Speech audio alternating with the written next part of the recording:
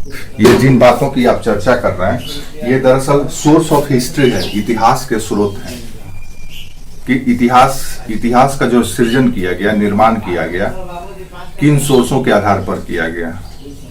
इतिहास ऐसे तो हम बोल नहीं सकते हैं, देख नहीं सकते हैं, क्योंकि ये कल तक का सब्जेक्ट होता है, आज तक का नहीं। इतिहास कल तक का सब्जेक्ट होता है, आज तक का नहीं होता है। तो इसीलिए हमारे पास बीते हुए तथ्यों का संग्रह हमको उन्हीं रिकॉर्ड से मिलता है, उन्हीं किसी भी तरह का। तो इतिहास के हमारे पास कई स्रोत हैं। उस स्रोतों में से या सोर्स में से एक सोर्स है अभिलेख। और अभिलेख हमको अभिलेख की परंपरा, भारत में अभिलेखीय परंपरा बहुत प्राचीन है। और अशोक तो इसका एक प्रॉपर तरीके से इसको यूज ही करता था। पूरे देश में वो जगह जगह पर शिलालेख, स्तंभ लेख, छोटे अभिलेख, पूरे देश में वो अपना ऑर्डर को इन्हीं अभिलेखों के माध्यम से जनता को एड्रेस करता था। वो एक अलग सवाल ही है मेंस में कि अशोक के अभिलेख और उसका पॉलिटिकल दर्शन या पॉलिटिकल स्ट्रेटेजी, या जो कुछ भी अशोक ने किया है वो सब की सब जानकारी हमको 2-3 ग्रंथों से मिल जाती है। एक तो चाइनीज ग्रंथ है, दूसरा बौद्ध धर्म के ग्रंथ है, कुछ श्रीलंका के टेक्स्ट हैं, और उसके बाकी सारे इंफॉर्मेशन हमको वहाँ के या उसके अभिलेख से मिल जाता है। तो इतिहास सृजन में इन अभिलेखों का बहुत ही महत्वपूर्ण योगदान रहा है। जब तक से भारत में कागज का प्रयोग शुरू नहीं हुआ, उससे पहले हमको जो कुछ भी मिला है वो सब के सब अभिलेख ही है। ठीक है, सब के सब अभिलेख है। तो आज भी अभिलेख तैयार होता है, आज भी अभिलेख तैयार होता है। और ये अभिलेख की परंपरा आज भी चल रही है। जैसे पत्थर के अभिलेख की बात कर रहे हैं तो ये आज भी चल रही है। कैसे चल रही है आप देखिएगा, कहीं कोई सड़क बना, पुल बना, गली बना, नाली बना, दिन वहां पे विधायक महोदय का अभिलेख लग जाएगा कि फलना विधायक के कर कमलों से इसका उद्घाटन किया गया, या और उन्हीं के सौजन्य से इस सड़क का निर्माण या पथ का निर्माण किया गया। आपको वो अभिलेख मिल जाएंगे, पत्थर पे उकेरा हुआ, लिखा हुआ। ठीक है, तो ये अभिलेख सोर्स ऑफ हिस्ट्री है, इतिहास सृजन का एक साधन है और महत्वपूर्ण है। आपसे मेंस में भी सवाल इस पे पूछे जा सकते हैं, जो हिस्ट्री ऑप्शनल वाले हैं उनसे, कि भारत के इतिहास निर्माण में या इतिहास सृजन में विभिन्न स्रोतों का वर्णन करें। तो एक अलग टॉपिक है, उसको अलग उससे हम लोगों को पढ़ना ही पड़ेगा। उसको हम लोग 2-3 क्लास या कैटेगराइज करेंगे। आज स्वीटी नहीं आई है, ठीक है। कुछ लोग आज नए आए हैं, शायद उनका पहला सेशन है ये। कौन कौन है पहला? कौन कौन है जिसका फर्स्ट डे है?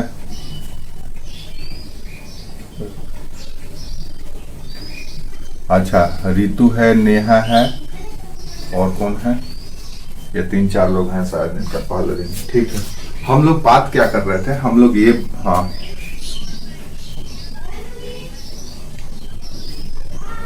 अच्छा, दोनों ही तुम हो, एक और नीतू है।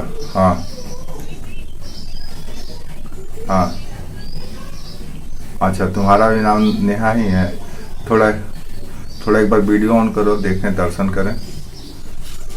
किसी को एक नाम नसीब नहीं होता है, तुम 2-2 नाम लेकर के घूम रही है। कोई बेनाम घूम रहा है, तुम 2-2 नाम लेकर के घूम रही हो। अच्छा, तुम ही क्या हो? ऋतु हो, तुम ही नेहा हो।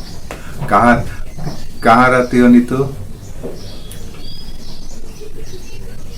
अच्छा, ऋतु कहाँ रहती? अच्छा, दिल्ली में। अच्छा, आप नीतू हो। अच्छा, ओ, अच्छा, ठीक। हाँ, समझ। कहाँ रहती हो ऋतु आप? कहाँ दिल्ली में? ऋतु, नॉट नीतू, ऋतु।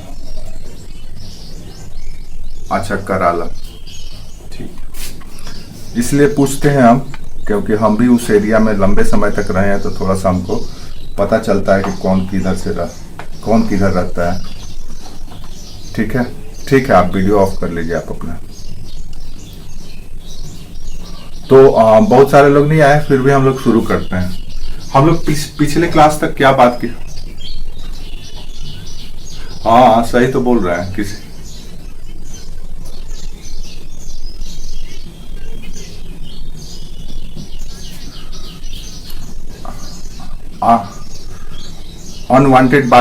अनवांटेड बातें करते समय अपना माइक ऑफ कर लो, ठीक है? जो घर की बातें हैं उसको घर कहीं सीमा में, चार दीवारी में रहने दो, उसको बाहर। यहाँ की बातें यहाँ करो। हाँ बोलो, कोई कुछ पूछ रहा था?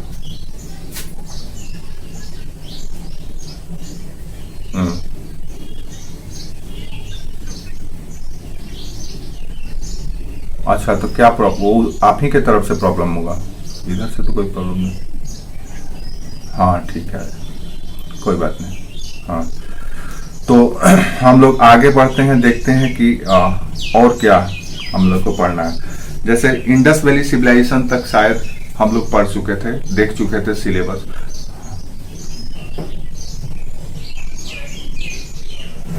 क्या? अच्छा ठीक है। क्या पढ़ाए थे आपको? अगर उसको देखना है देन आप यूट्यूब चैनल में जाकर के उसको देख सकते हैं। वो वीडियो सेव करके कल अपलोड करवाए हैं ग्रुप में यूट्यूब का लिंक भेजा हुआ है, आप वहां पे जाके देख सकती हैं। संकल्प भेजा है, ठीक है आप। हाँ, अगर बाय द वे किसी का छूट गया हो देन वहां पे जाकर के वो देख सकता है यूट्यूब पे। ठीक है, नहीं भेजे हैं तो फिर से भेज देंगे। संकल्प हाँ, संकल्प दे दो, ठीक है। इस तरह का कोई भी इशू होगा वो संकल्प और मोहित है, वो लोग देख लेते हैं। मैं इसी ग्रुप में अभी मिल जाएगा, अभी स्क्रीन पे आ जाएगा, आपके ग्रुप में सेंड हो जाएगा, वो आ जाएगा आपके ग्रुप में आ जाएगा। आप ग्रुप में, हिस्ट्री ग्रुप में है ही आप। Good morning. हाँ, वो तुरंत चले जाएगा। आप क्लास करते रहिए, क्लास के बाद आपके ग्रुप में लिंक भेज चुका होगा संकल्प, उसके लिए परेशान मत होइए। हाँ ठीक है, परेशान नहीं होना है। नंबर तो है ही मेरे पास आपका, आप लोगों के पास, मेरे पास। जब कुछ दिक्कत होगा, अगर नहीं तो हमको कॉल कर लीजिएगा, वैसे तुरंत आपको मिल जाएगा। परेशान मत होइए उसके लिए। अब हम लोग बात करते हैं आगे की कहानी, देखते हैं क्या है। पिछले क्लास तक हम लोग एंशिएंट हिस्ट्री पे बात कर रहे थे और देखे थे कि एंशिएंट हिस्ट्री में कौन कौन सा टॉपिक हमको पढ़ना है और क्या उसमें पढ़ना है। दरअसल सिलेबस पर डिस्कशन का उद्देश्य ही यही है कि सिलेबस पर डिस्कशन का उद्देश्य ही यही है कि आप अनावश्यक न भटके, आप उन्हीं चीजों को पढ़ें। देखो चले गया है लिंक। आप उन्हीं चीजों को पढ़ें जो आपसे परीक्षा में पूछा जाएगा, एग्जाम में पूछा जाएगा। नहीं तो क्या होता है, आप बुक खोलते हैं और जो चीज आपको अच्छा लगता है आप उसमें प्रवेश कर जाते हैं, उस पे मोहित हो जाते हैं और उसी के पीछे लग जाते हैं और टाइम किल करते हैं और भटकने लगते हैं। उससे ये डिस्कशन आपको बचाएगा। आप उन्हीं चीजों को पढ़ेंगे जो आपसे परीक्षा में पूछा जाएगा, और ये जानना बहुत जरूरी है। तो 2 टॉपिक हम लोग डिस्कस कर चुके थे कि उन 2 टॉपिक में क्या क्या पढ़ना था। तो पहला हम लोग पढ़े थे कि भाई पाषाण काल पे क्या क्या पढ़ना है, और फिर पढ़े थे उसके बाद इंडस वैली सिविलाइजेशन पे। उसमें हम ये भी फोकस किए थे कि मेंस में इंडस वैली सिविलाइजेशन पे कहां से क्वेश्चन बनेगा। अब आगे का जो तीसरा टॉपिक है आपका हिस्ट्री का, अभी तक आप देखे थे लिथिक पीरियड, फिर उसके बाद देखे आप इंडस वैली सिविलाइजेशन। पाषाण, लिथिक का मतलब होता है पत्थर, पाषाण। हाँ, कॉपर का मतलब तांबा। हाँ, ताम्र पाषाण मतलब कॉपर और लिथिक दोनों को मिला करके, इसीलिए उसको कहा जाता है चैल्कोलिथिक। तांबा और पत्थर जब दोनों ही प्रयोग, तांबा कहते हैं। उसके बाद पढ़े हम लोग IVC, इंडस वैली सिविलाइजेशन। तीसरा हम लोगों का टॉपिक है वो है वैदिक पीरियड, यानी कि वैदिक काल।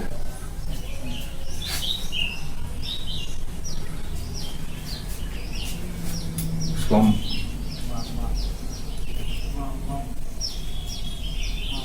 वैदिक, हिंदी में इसको वैदिक कहा जाता है और इसको दो भागों में बांटा गया है। एक कहा गया ऋग वैदिक काल और दूसरा है लेटर वैदिक पीरियड या पोस्ट वैदिक पीरियड या उत्तर वैदिक काल।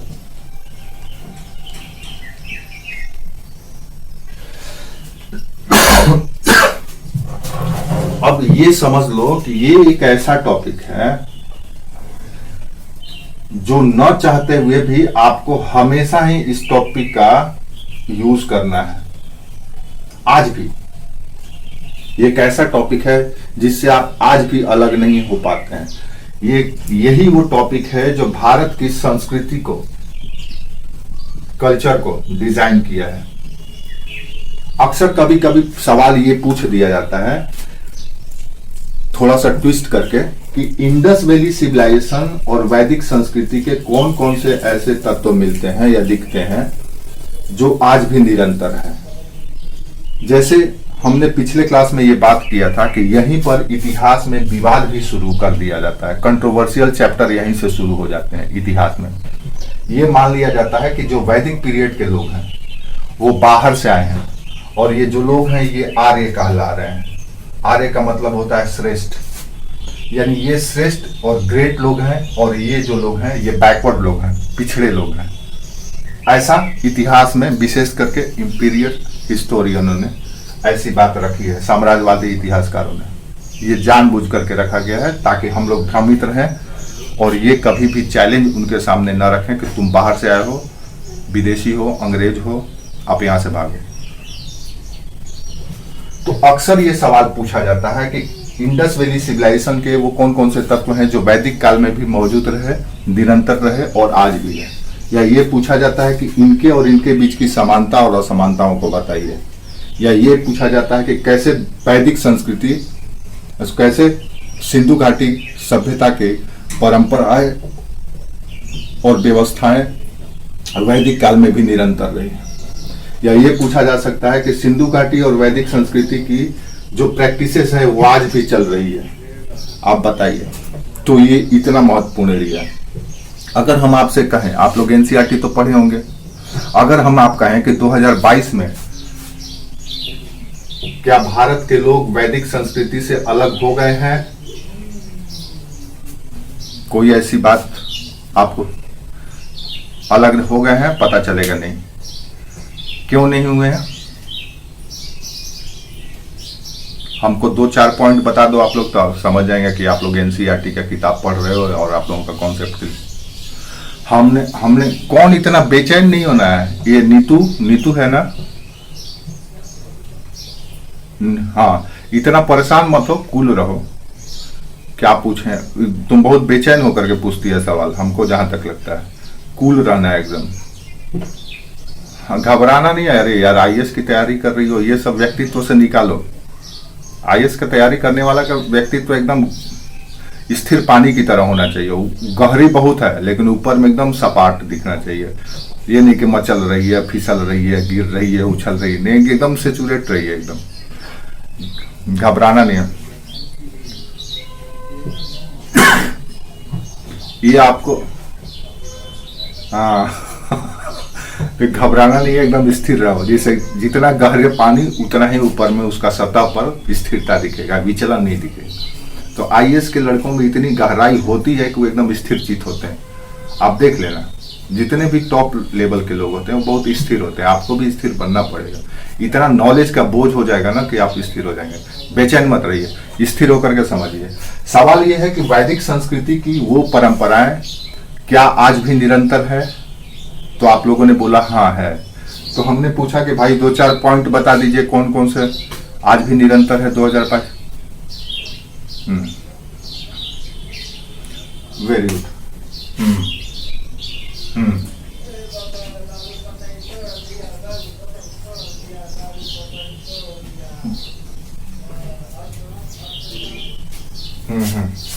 ठीक है, अच्छा है।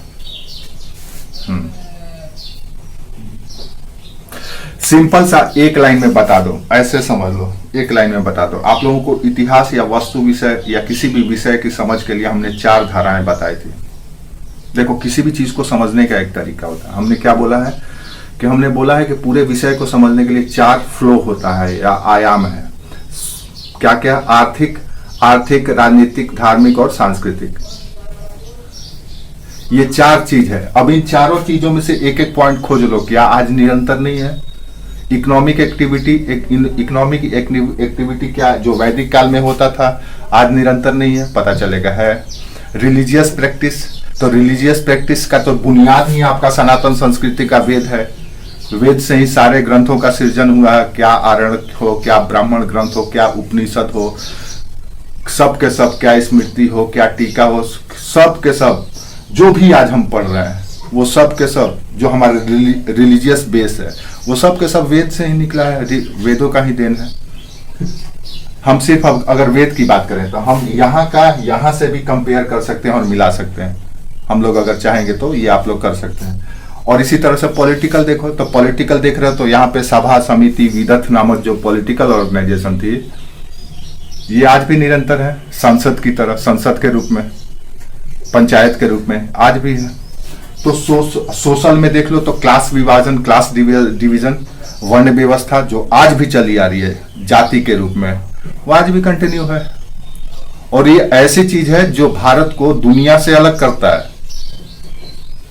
भारत इसके लिए जाना जाता है। और अक्सर इसकी बुराई भी की जाती है कि ये सब भारत का बेसलेस प्रैक्टिस है, आधारहीन व्यवहार है, ये नहीं होना चाहिए, बिल्कुल गलत है। अगर ये गलत होता है तो गलत सिनेमा, गलत चीज तो 3 घंटा भी लोग नहीं बर्दाश्त कर पाते हैं।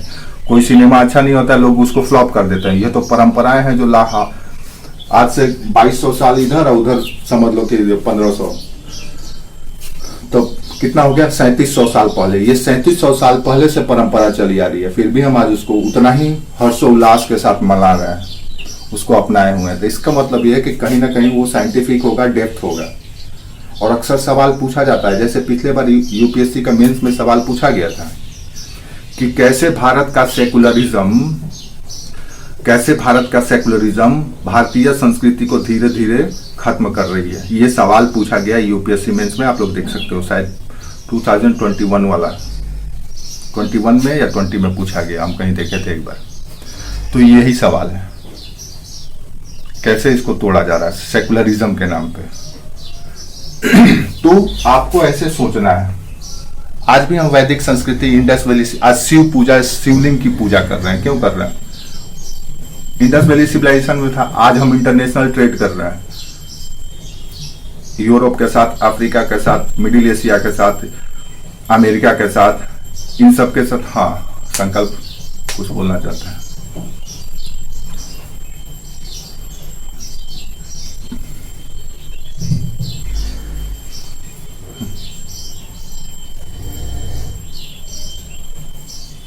भारतीय संस्कृति है ही तो, इंडस वैली सिविलाइजेशन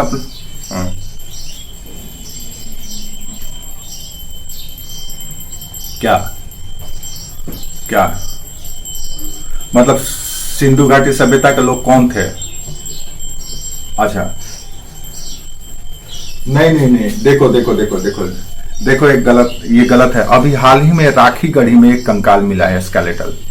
आप लोग थोड़ा सा करंट से जुड़ करके, शायद आप लोग उतना अपडेट नहीं है अभी, इसीलिए बात बोल रहे हैं। अभी हाल ही में कुछ ही दिन,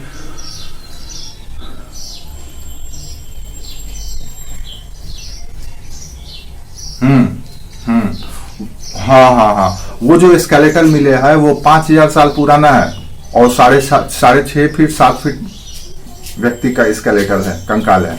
और वो हम लोगों का जो डीएनए है उससे मैच करता है, यानी कि जो आर्य लोग हैं, जिसको हम लोग कहते हैं कि आर्य हैं ये लोग, उनसे मैच कर रहा है। और ये माना गया, अब इसी से समझ लो, यहाँ पे ध्यान से समझ लो, अब ये माना गया है कि आर्य 1500 BC में भारत आए और वो जो स्केलेटल है वो 5000 5500 वर्ष पहले मिला है का है। तो अब कैसे हम मान लें कि आर्य भारत से बाहर से आए हैं? जब आपके राखी गढ़ी में स्केलेटल जो मिला है, जो भारत के लोग हैं उनके डीएनए से मैच कर रहा है, और वो उसका कार्बन डेटिंग किया गया, तब पता चला वो 5500 साल पुराना है। तो अब ये कॉन्सेप्ट तो धराशायी हो गया ना कि आर्य इन्वेजन थ्योरी तो यही ध्वस्त हो गया। आर्य इन्वेजन थ्योरी तो यही ध्वस्त हो गया। अब इसी से समझ लो, अब सिंधु घाटी, हाँ हाँ, अच्छा दूसरी बात, एक और बात सोच लो, रामायण और महाभारत को मिथ बताने की कोशिश की जाती है, लेकिन इसका सबका एविडेंस है, हम लोग पढ़ेंगे, वो सब आएगा, वो एक अलग से पढ़ेंगे हम लोग, कहते हैं इस सबका एविडेंस मिल रहा है, आज भी मिल रहा है। तो कोई मिथ नहीं है, कल्पना नहीं है। भारत का कोई भी रिलीजियस टेक्स्ट, एक और बात समझ लो कि इस धरती पे जो सबसे साइंटिफिक रिलीजियस प्रैक्टिस है वो सनातन संस्कृति। दुनिया का कोई ऐसा धार्मिक ग्रंथ नहीं है, धर्म नहीं है जिसका वैज्ञानिक टेक्स्ट हो, साइंटिफिक टेक्स्ट हो। धनुर्वेद, यजुर्वेद, आयुर्वेद, हस्तवेद, पता नहीं कितने वेद हैं, वो सब के सब विज्ञान की पुस्तकें हैं जिस पर विज्ञान का सृजन हुआ।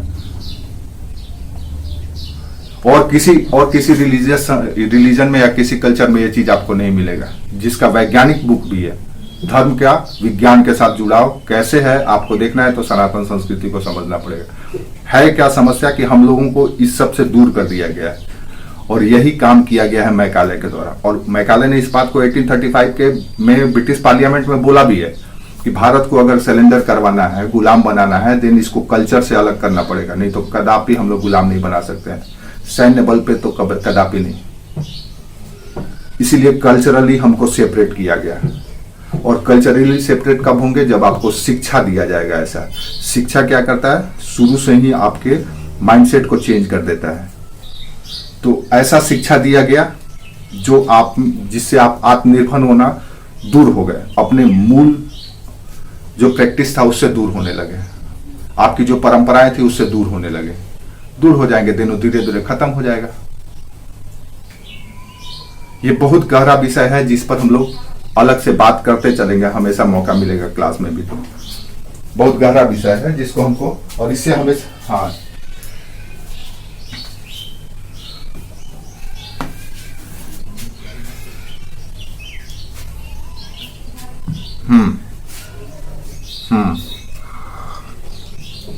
वो आ रही थे। सिंधु घाटी सभ्यता भी आप लोग को पढ़ाए नहीं है ना, हम पढ़ाए नहीं है ना, पता नहीं आप लोग कैसे पढ़े। जिस दिन आप लोग पढ़ेंगे ना, इस तरह के जो सवाल है, जो आप लोग के मन में जिज्ञासा बस, कंफ्यूजन बस उठ रहा है, वो सब ध्वस्त हो जाएगा। अभी पढ़े नहीं है। दरअसल आर्य और इंडस वैली सिविलाइजेशन का कॉन्सेप्ट ही गलत है। इतिहास में बहुत कुछ गलत बताया गया, क्योंकि इतिहास की पुस्तक आप किसका पढ़ते हैं, रोमिला थापर, सतीश चंद्रा, बिपिन चंद्रा और इरफान हबीब, ये सब जो हिस्टोरियन हैं जिनकी आप किताबें पढ़ करके बीबी लाल कर रहे हैं। ठीक है, स्लिप ऑफ माइंड हो रहा है। बहुत सारे ये जो इतिहासकारों का हम पुस्तक पढ़ करके यूपीएससी निकालते हैं, ये ऐसे लोग हैं जो पूरी तरह से झूठ के बुनियाद पर इतिहास का सृजन किए हैं। और इन लोगों का पोल पट्टी तब खुला जब राम मंदिर विवाद हुआ था, और उसका केस जब सुप्रीम कोर्ट में चल रहा था, तो उस समय इन लोगों की फजीहत हुई। अभी हाल ही में मरे हैं DN झा भी मरे हैं, रोमिला थापर अभी जिंदा है। ये सब के सब JNU कैडर हैं, और ये सब के सब वामपंथी हैं। और वामपंथ का तो पता ही है कि ये ऐसा कीड़ा है जो हर एक देश में पाया जाता है, 1-2% होते हैं। और ये लोग ऐसे लोग हैं जो देश की मूल संस्कृति और सभ्यता के खिलाफ जाकर के ही अपना अस्तित्व सिद्ध करते हैं। ये हर एक देश में पाए जाते हैं। तो अभी तक से हम लोग इतिहास की इन्हीं की पुस्तकें पढ़े हैं कि ये ऐसे था, वो ऐसा था, तो गलत तरीके से इतिहास पढ़ाया गया, तो हम उसको गलत तरीके से समझ लेते हैं। इतिहास का पुनर्सृजन शुरू हो चुका है। अभी इतिहास की किताबें फिर से लिखी जा रही हैं। आपको ये जान करके हैरानी होगी, कई ऐसे पुस्तकें हैं जिसमें गलत गलत बातें लिखी गई है, और इसीलिए हम लोग उसी तरह से समझ लेते हैं। हम विशेषज्ञ हमको बनना नहीं है, जो हमको किताबें मिलता है हम जाकर के लिख देते हैं। और यूपीएससी का कॉपी चेक करने वाले भी JNU, BHU इन्हीं तरह के यूनिवर्सिटी के प्रोफेसर होते हैं, तो आपको पास कर देते हैं, नंबर दे देते हैं। ठीक है, तो ये बहुत ही इंपॉर्टेंट एरिया है जिसमें आपसे सवाल पूछे जाएंगे, और आप इसके लिए तैयार रहिएगा। अगर आप लोग ये सब टॉपिक पढ़ लिए हैं, अच्छी बात है। कॉन्सेप्ट क्लियर नहीं है, आगे कॉन्सेप्ट क्लियर हो जाएगा। इतिहास को बस आपको महसूस करना है, अनुभव करना है। आपको कोई समस्या नहीं होगा। और ये सारे के सारे कॉन्सेप्चुअल क्वेश्चन ही पूछे जाते हैं यूपीएससी में। यूपीएससी का कोई भी क्वेश्चन ऐसा नहीं है जो आज भी प्रासंगिक नहीं है, अनावश्यक कोई क्वेश्चन नहीं पूछती है। तो इसमें 2 पीरियड है, वैदिक और उत्तर वैदिक, और दोनों ही महत्वपूर्ण है। वैदिक और उत्तर वैदिक कहने का मतलब यह है कि इस समय सिर्फ ऋग्वेद के आधार पर समाज संस्कृति का सृजन हुआ, और ऋग्वेद के उपरांत जो 3 और टेक्स्ट हुए उनके आधार पर भारतीयों की समाज संस्कृति का सृजन हुआ। इसलिए हम उसको उत्तर वैदिक काल कहते हैं। वेद के बारे में पता ही है, 4 है। कौन कौन सा है?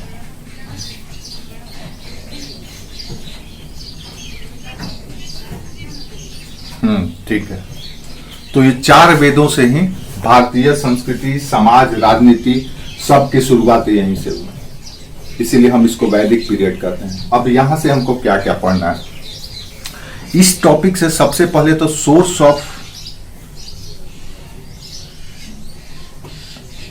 आप कह सकते हैं कि इस समय हम यहां पे 2 चीजों को देख सकते हैं ऋग वैदिक काल में। एक तो यहां पे सोसाइटी या समाज, और दूसरा कल्चर या संस्कृति। इसके बारे में आप विशेष फोकस कीजिएगा। किस काल की बात कर रहे हैं हम? ऋग वैदिक पीरियड के बारे में। यानी कि ऋग वैदिक काल के समाज कैसा था और संस्कृति कैसी थी, इस पे फोकस कीजिएगा। न तो यहाँ पे अर्थव्यवस्था पर विशेष फोकस करना है, न तो राजनीति पे फोकस करना है। 2 महत्वपूर्ण चीज है ऋग वैदिक काल। ऋग वैदिक काल कब से कब तक का है? वेरी गुड, 1500 बीसी से 1000 बीसी तक। तो इन 500 सालों का इतिहास में आपको सिर्फ 2 ही क्षेत्र महत्वपूर्ण है जहां से आप पढ़ सकते हैं। वो है मीन्स के दृष्टिकोण से समाज और संस्कृति। पीटी के अप्रोच से अगर पढ़ने जाएंगे तो आप ऋग वैदिक काल के लोग भारत के किन किन क्षेत्रों में रहते थे उसको देख लीजिएगा। यानी कि आप कह सकते हैं कि एरिया ऑफ सेटलमेंट इनका क्या था। हम अभी सिर्फ ऋग वैदिक काल की बात कर रहे हैं कि ऋग वैदिक काल का एरिया ऑफ सेटलमेंट। तीसरा, ये पीटी के लिए महत्वपूर्ण है। ऋग वैदिक काल के लोगों का निवास स्थल, ये जानना आपको जरूरी है, पीटी में पूछा जा सकता है। एक और जो महत्वपूर्ण चीज है, ऋग वैदिक काल में ही पहली बार भारत में ऑर्गेनाइज रूप में मोनार्कियल पॉलिटिकल सिस्टम शुरू हो जाता है। यानी कि इसी टाइम पीरियड में भारत में राजतंत्रीय राजनीति की शुरू होती है। मोनार्कियल यानी राजतंत्रीय राजनीति, राजा का कॉन्सेप्ट यहीं से शुरू हो जाता है। देन तो ये भी आपके लिए महत्वपूर्ण है कि कैसे आपको यहां पर दिखना शुरू हो जाता है। अब अगर आपसे भारत में पॉलिटिक्स की शुरुआत की बात की जाए तो क्लियरली यहीं से दिखाई देने लगता है। राज्य, राजा, ये कॉन्सेप्ट यहां मिलना शुरू हो जाता है। तीसरा टॉपिक आपको यहां पर यह देखना है। चौथा देखना है सोशल ऑर्गेनाइजेशन यहां पे कौन कौन से। तो सामाजिक वहां पर देख ही रहे तो यहाँ पे एक और उसी सामाजिक में देख लीजिए कि जो सामाजिक संगठन है इस समय वो कैसा है और किस नाम से जाना जाता है, उसका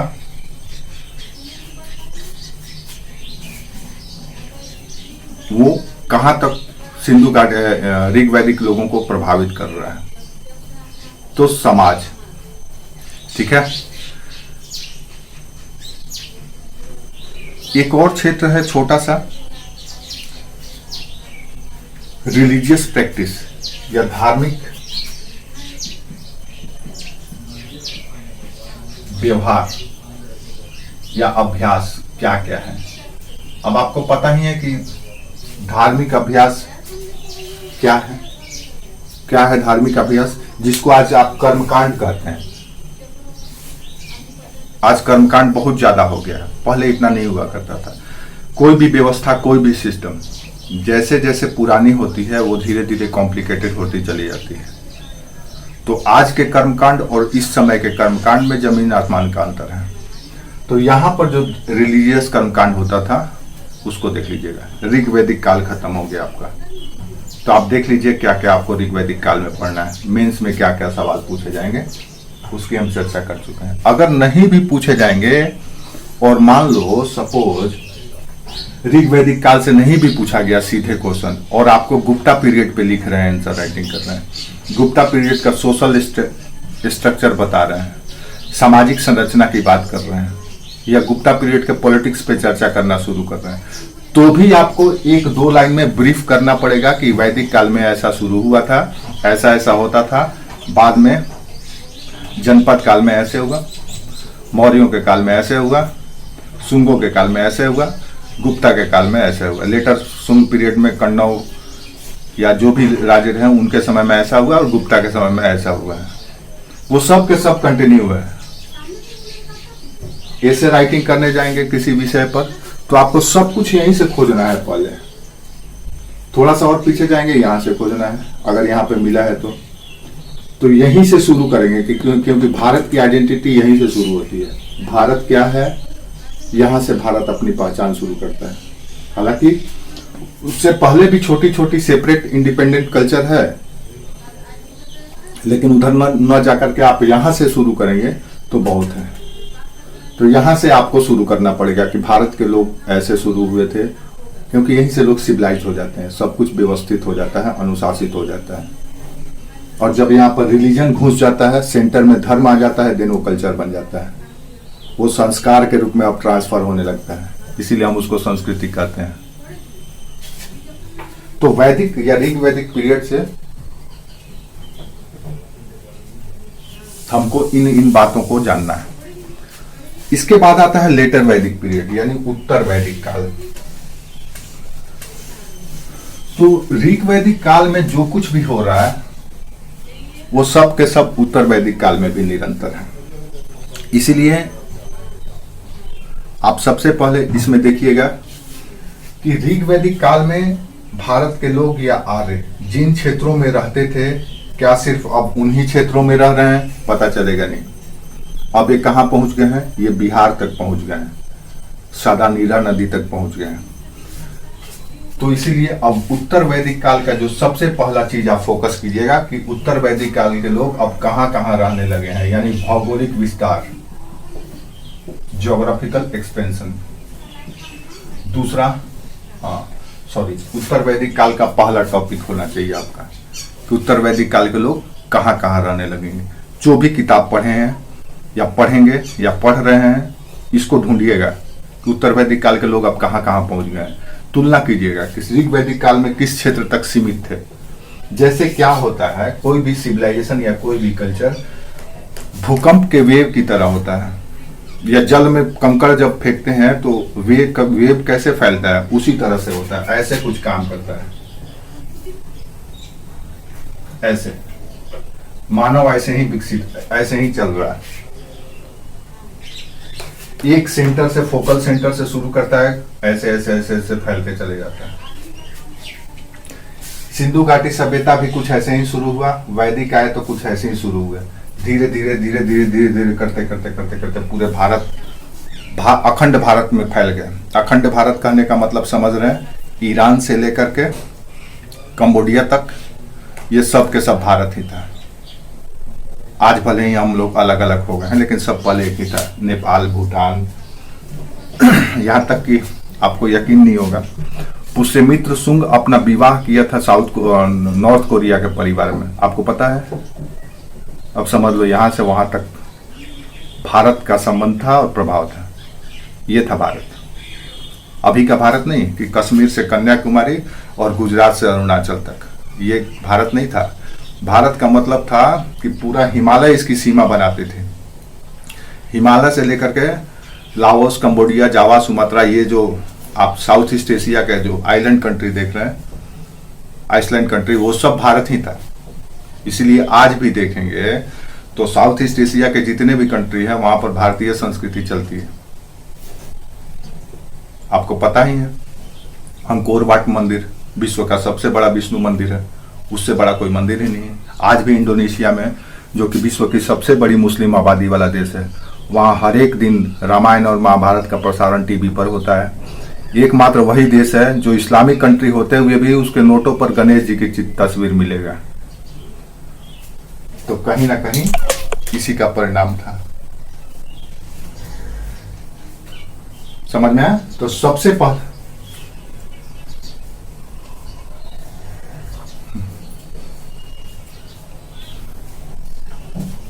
मुस्लिम ही करते हैं, मुस्लिम है पूरा नहीं, सब कन्वर्ट हो गए, कर दिया गया है।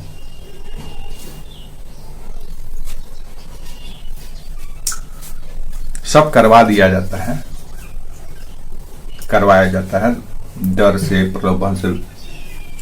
अब जो बाहर से, अब जो जा करके जो रह रहे हैं, इधर से गए हैं जॉब करने, ये करने के लिए, तो वो लोग हैं तो वही है, बाकी वहां पे कोई ये करनी है। लेकिन वहां पे कल्चरल वो आज भी कहते हैं कि हम भले ही हमारा धर्म बदल गया लेकिन हमारी मूल संस्कृति तो सनातन संस्कृति है, इसलिए वो आज भी प्रैक्टिस करते हैं।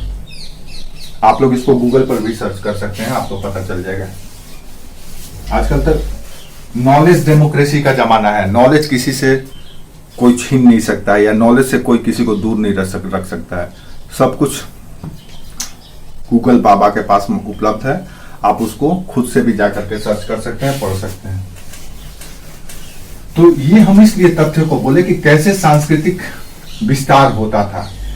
इसीलिए भारत को कल्चरल इंपीरियलिज्म के लिए जाना जाता है, सांस्कृतिक साम्राज्यवाद के लिए जाना जाता है, न कि पॉलिटिकल इंपीरियलिज्म, राजनीतिक साम्राज्यवाद के लिए। भारत हमेशा अपने कल्चर के बल पे विश्व पर प्रभुत्व बनाया है, दुनिया पर प्रभुत्व बनाया। आज भी ये निरंतर कार्य चल रहा है। दुनिया की एक विचारधारा अलग, भारत की विचारधारा अलग। घूम करके भारत के विचारधारा पर ही आना है।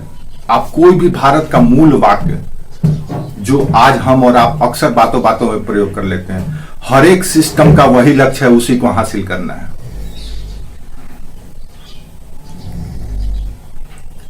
हर एक सिस्टम का, दुनिया का कोई भी ऑर्गेनाइजेशन हो, कोई भी फॉर्म हो, फाइनली भारत के ही मूल वाक्यों को हासिल करना है या उन्हीं लक्ष्यों को प्राप्त करना है जो आम बोलचाल की भाषा में एक भारतीय बोलता है। वसुधैव कुटुंबकम, सर्वे संतु निरामया, ये सब जो वाक्य है, यही वाक्य है आज के समय का जो बड़े बड़े फॉर्म या विश्व समुदाय का लक्ष्य, कि इसी को हमको हासिल करना है। इसके लिए उन्होंने सस्टेनेबल डेवलपमेंट, इसके लिए इन्होंने इंक्लूसिव डेवलपमेंट, पता नहीं कौन कौन सा नाम दे करके ले आए हैं, है बस वही जो हमारा मूल वाक्य है, जो अक्सर हम बोलते हैं। जैसे पंडित जी पूजा कराते हैं तो कैसे बोलते हैं कि सिंधु च गंगा च जमुना च, इस तरह से बोलते हैं ना, पूजा करवाते हैं। अंतरिक्ष शांति, ब्रह्मांड शांति, ये शांति, तो सबकी शांति कराते हैं। वही सब तो हम लोग आज करते हैं। यूएनओ आपसे करवाता है, अमेरिका आपसे करवाता है और गोल सेट कर देता है कि 15 साल में ये करना। सब कुछ जो आपका रिलीजन में था उसको दोबारा लाना ही विकास है। जो आपके रिलीजन के वहां नीतू कुछ बोलना है आपको, चार्लिस टूडू।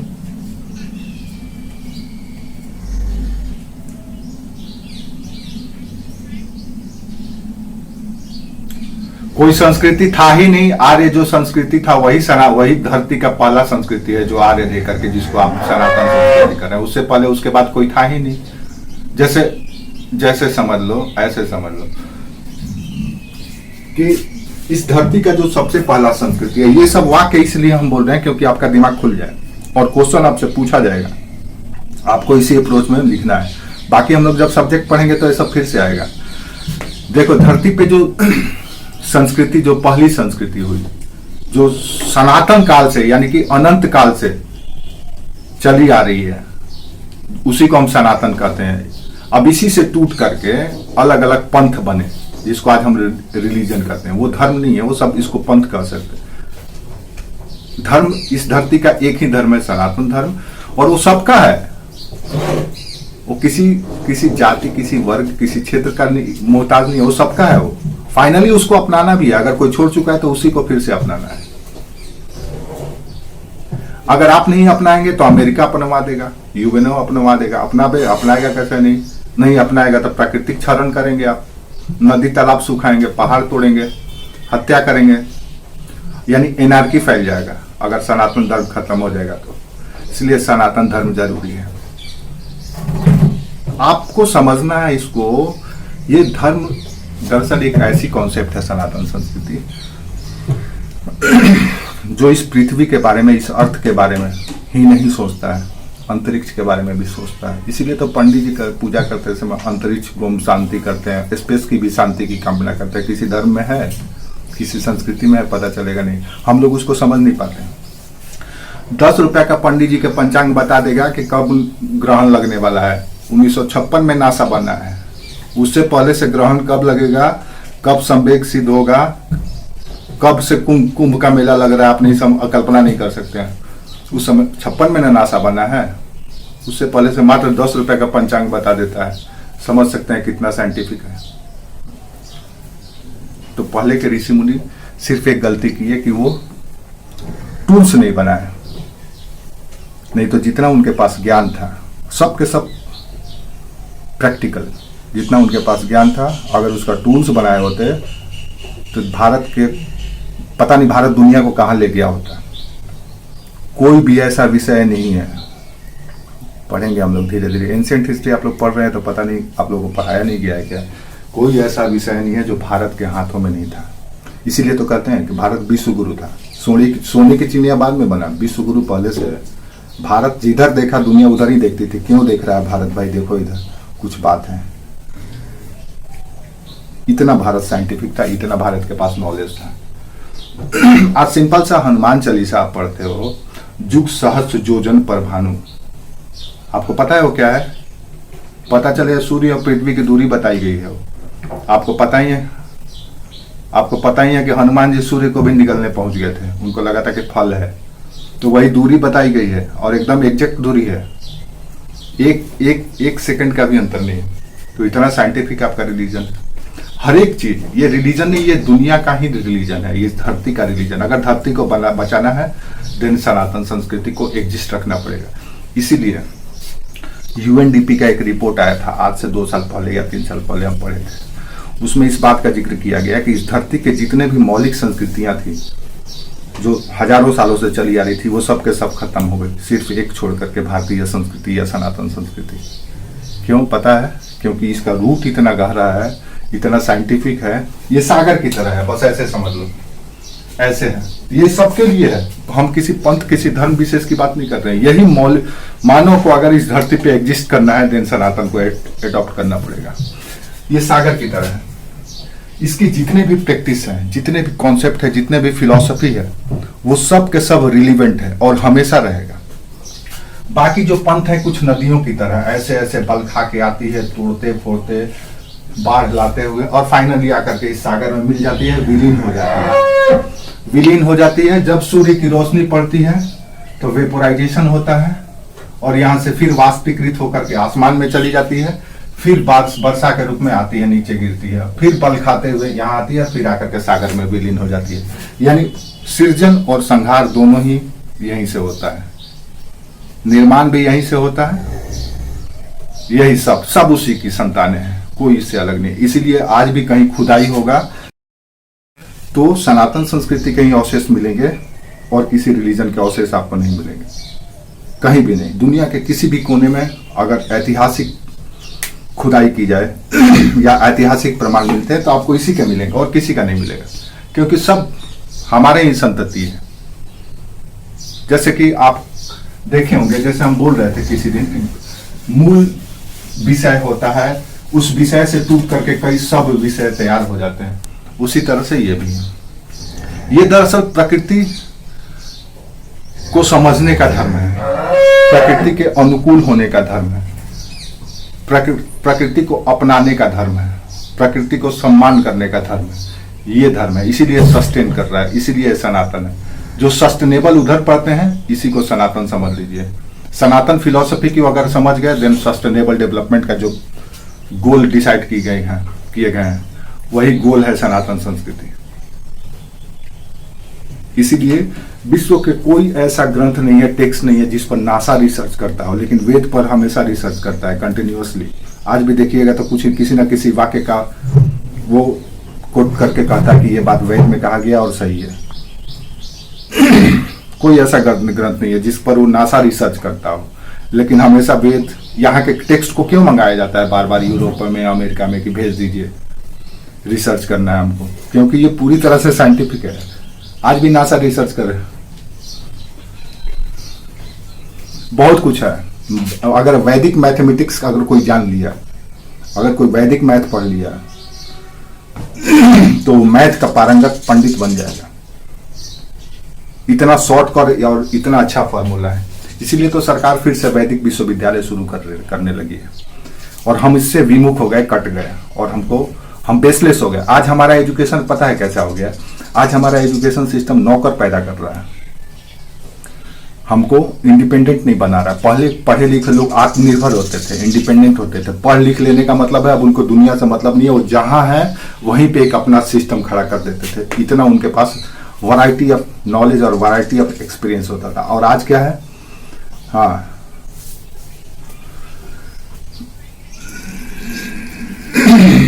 ठीक है, कोई बात नहीं। तो ये एक ऐसा तथ्य है, ये एक ऐसा एरिया है वैदिक पीरियड जहां से आपको पूरी संकल्पना ही सृजन कर देगा। इसको जितना ज्यादा डेप्थ में पढ़ेंगे उतना ही ज्यादा आपका ब्रेन खुलेगा, लेकिन उतना आपको पढ़ना नहीं है, परीक्षा के दृष्टिकोण से पढ़ना है। तो लेटर वैदिक काल में सबसे पहले आप देखेंगे कि भौगोलिक विस्तार कैसे हुआ, कहां पे उत्तर वैदिक काल के लोग फैल गए। ठीक है, इसी में यहाँ के राजनीतिक व्यवस्था को भी देख लीजिएगा, क्योंकि यहीं पर राजनीतिक व्यवस्था पूरी तरह से स्टेबल हो गई है। तो यहाँ की राजनीतिक व्यवस्था क्या है? पॉलिटिकल एस्टेब्लिशमेंट दूसरा टॉपिक आपका होगा। तीसरा जो महत्वपूर्ण चीज है, समाज में जटिलता, यहीं से आना शुरू हुआ। सामाजिक जटिलता, सामाजिक जटिलता कैसे आया? तो आया वर्ण व्यवस्था से। वर्ण व्यवस्था का उल्लेख सबसे पहले कहां मिलता है? कहां मिलता है वर्ण व्यवस्था का उल्लेख?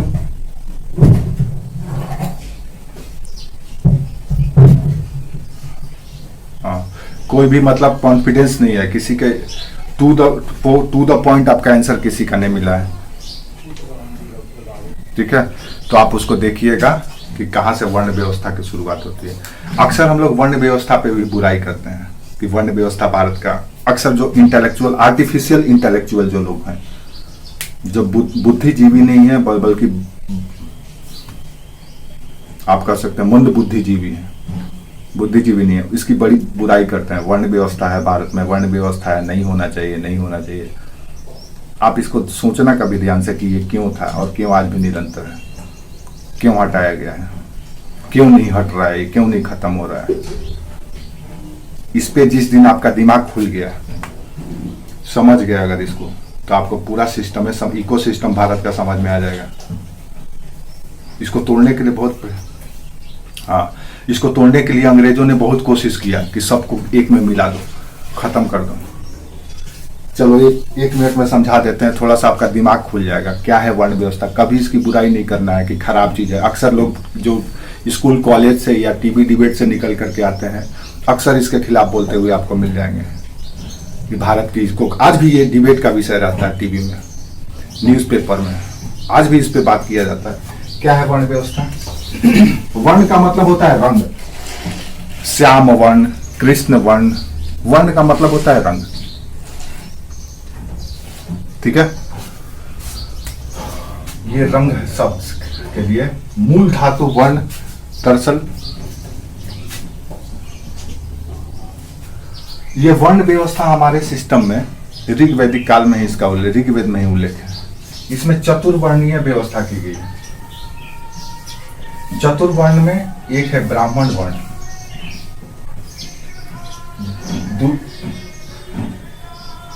क्षत्रिय, वैश्य, शूद्र। अब ये वर्ण व्यवस्था है, ठीक है। अब इसको ऐसे समझ लो, ऐसे समझ लो, ये समाज का बुद्धिजीवी, इंटेलेक्चुअल, ये समाज का रूलिंग क्लास है, शासक, ये समाज का व्यापारी वर्ग है, और ये समाज का उत्पादक वर्ग है।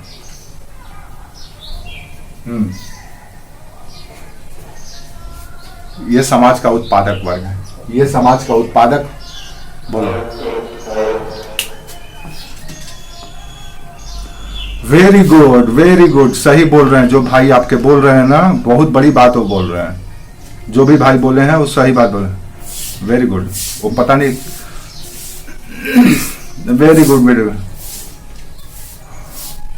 Very good.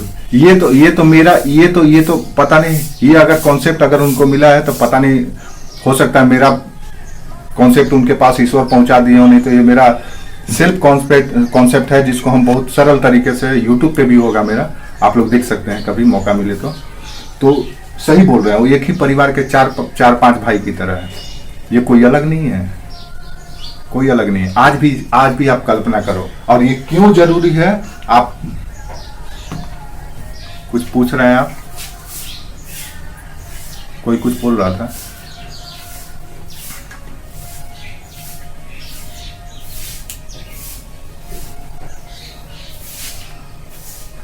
बस बस बस बस बस, बाद में स्पेशलाइजेशन शुरू हो गया। दरअसल सभी वर्ण के लोग अपनी अपनी सुरक्षा, अपने अपने क्षेत्र को लेकर के संवेदनशील हो गए कि कोई दूसरा प्रवेश ना हो। हाँ मनीषा बोलो, मनीषा, चार्लू, कहां पे? इंटेलेक्चुअल, बुद्धिजीवी, बुद्धिजीवी। आज भी इंटेलेक्चुअल क्लास को पंडित कहा जाता है कि फलना भाई मैथ में वो प्रकांड पंडित है, फिजिक्स का वो प्रकांड पंडित है, यानी कि वो उस ज्ञान के मामले में विद्वान है। आज भी हर एक किसी को, साउथ में जाएंगे, एक और चीज बता दे रहे हैं आप, जैसे जैसे ये सब कुछ इस्लामिक शासन ने नहीं तोड़ा है, ये सब कुछ अंग्रेजों ने तोड़ा है, और अंग्रेजों ने हमें मिसगाइड किया है। इसमें इस्लामिक रूल का कोई योगदान नहीं है। इस्लामिक रूल को कोई मतलब नहीं था कि आप कौन ब्राह्मण है, कौन क्षत्रिय है, कौन वैश्य है, कौन शूद्र है। उनके लिए तो ये एक ही था कि ये सब के सब काफिर हैं, ये सब के सब बुत पूजक है। वो सिर्फ एक ही दृष्टिकोण से देखते थे कि ये सब के सब काफिर हैं, सब के सब बुत पूजक हैं। जो असली चोट किया गया वो किया गया यूरोपियनों द्वारा, विशेष करके अंग्रेजों के द्वारा, जानबूझ करके।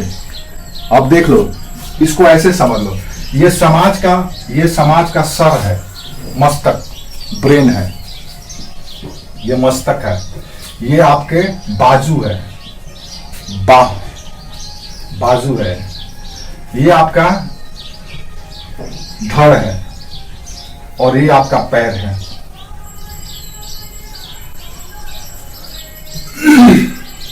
इसको ऐसे समझ लो। और किसी का माइक ऑन है, प्लीज ऑफ कर लो। आज देखिएगा तो समाज में जो सबसे ज्यादा अगर किसी को गाली दिया जाता है, अपमान किया जाता है सोशल प्लेटफॉर्म पे या कहीं पर भी पब्लिक प्लेटफॉर्म पे, तो इसी को किया जाता है। पता है क्यों? क्योंकि यहाँ पर लोग चोट खा कर करके परेशान होंगे, लेकिन फिर भी ये जो सिस्टम है सनातन संस्कृति को कोलैप्स नहीं हो रहा है, खत्म नहीं हो रहा है, क्योंकि ये ऊपर में बैठा हुआ है ना, पहुंच जाएगा आपसे मुंडन करवाने के लिए। अबे मुंडन कर, सतैसा करवा, दुर्गा चालीसा पढ़, आपको विधर्मी या पंथ पद से भटकने ही नहीं देगा।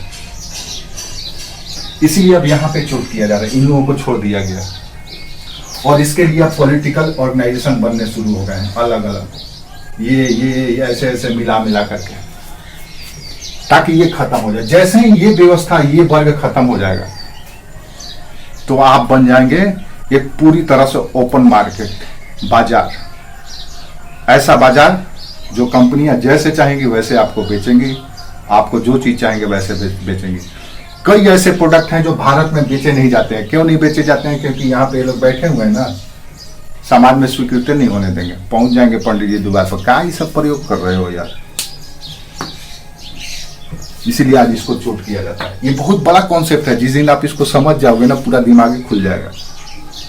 क्यों चोट किया जाता है भारत के इस व्यवस्था पर? क्योंकि जिस दिन ये खत्म हो गया दिन आप फिर से गुलाम हो जाओगे। अब ज्योग्राफिकल या भौगोलिक गुलामी नहीं चलती है, अब आपका माइंड ही हाईजेक कर लिया जाएगा, आपका ब्रेन को ही कैप्चर कर लिया जाएगा।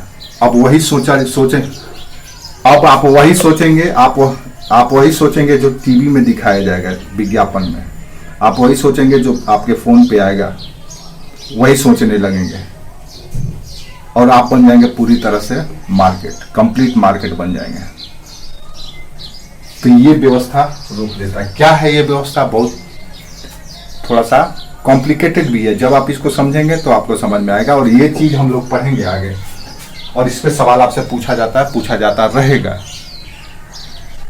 क्यों ये जरूरी है? आप याद रखिए कि ये जैसे ही इन वर्णों की आप कल्पना करेंगे, देन इसके पीछे सबसे पहले आप इनके प्रोफेशनल आइडेंटिटी खोजेंगे। ये प्रोफेशनल आइडेंटिटी पे बना हुआ सिस्टम है। जैसे आज प्रोफेशनल आइडेंटिटी पे हम डॉक्टर खोजते हैं, इंजीनियर खोजते हैं, प्रोफेसर खोजते हैं, है ना, रिसर्चर खोजते हैं, ड्राइवर खोजते हैं, जो भी खोजते हैं वो सब के सब प्रोफेशनल आइडेंटिटी है। यही तो सिस्टम है ये। क्या आप कभी कल्पना की है कि डॉक्टर अपनी बेटी का विवाह किसी ड्राइवर से करना पसंद करेगा? पता चलेगा नहीं, वो चाहेगा कि मेरे बेटी का विवाह डॉक्टर से हो। यही तो है यहाँ पे। ये इंटेलेक्चुअल नहीं चाहता है कि मेरा विवाह, बाद में, शुरू में तो सब एक ही परिवार के हैं। आप अपने ही परिवार में देखिए ना, 4 भाई हैं, एक भाई IAS बन गया, एक भाई किसान रह गया, दोनों के बीच में क्या वो संबंध रह जाता है? पता चलेगा कुछ पीढ़ी के बाद, पता भी नहीं चलता कि वो भाई था, उसके परिवार का था। सेम स्थिति था ये, यही था वर्ण व्यवस्था। लेकिन पूरी तरह से ये प्रायोगिक था, एक्सपेरिमेंटल था, अलग थलग कुछ।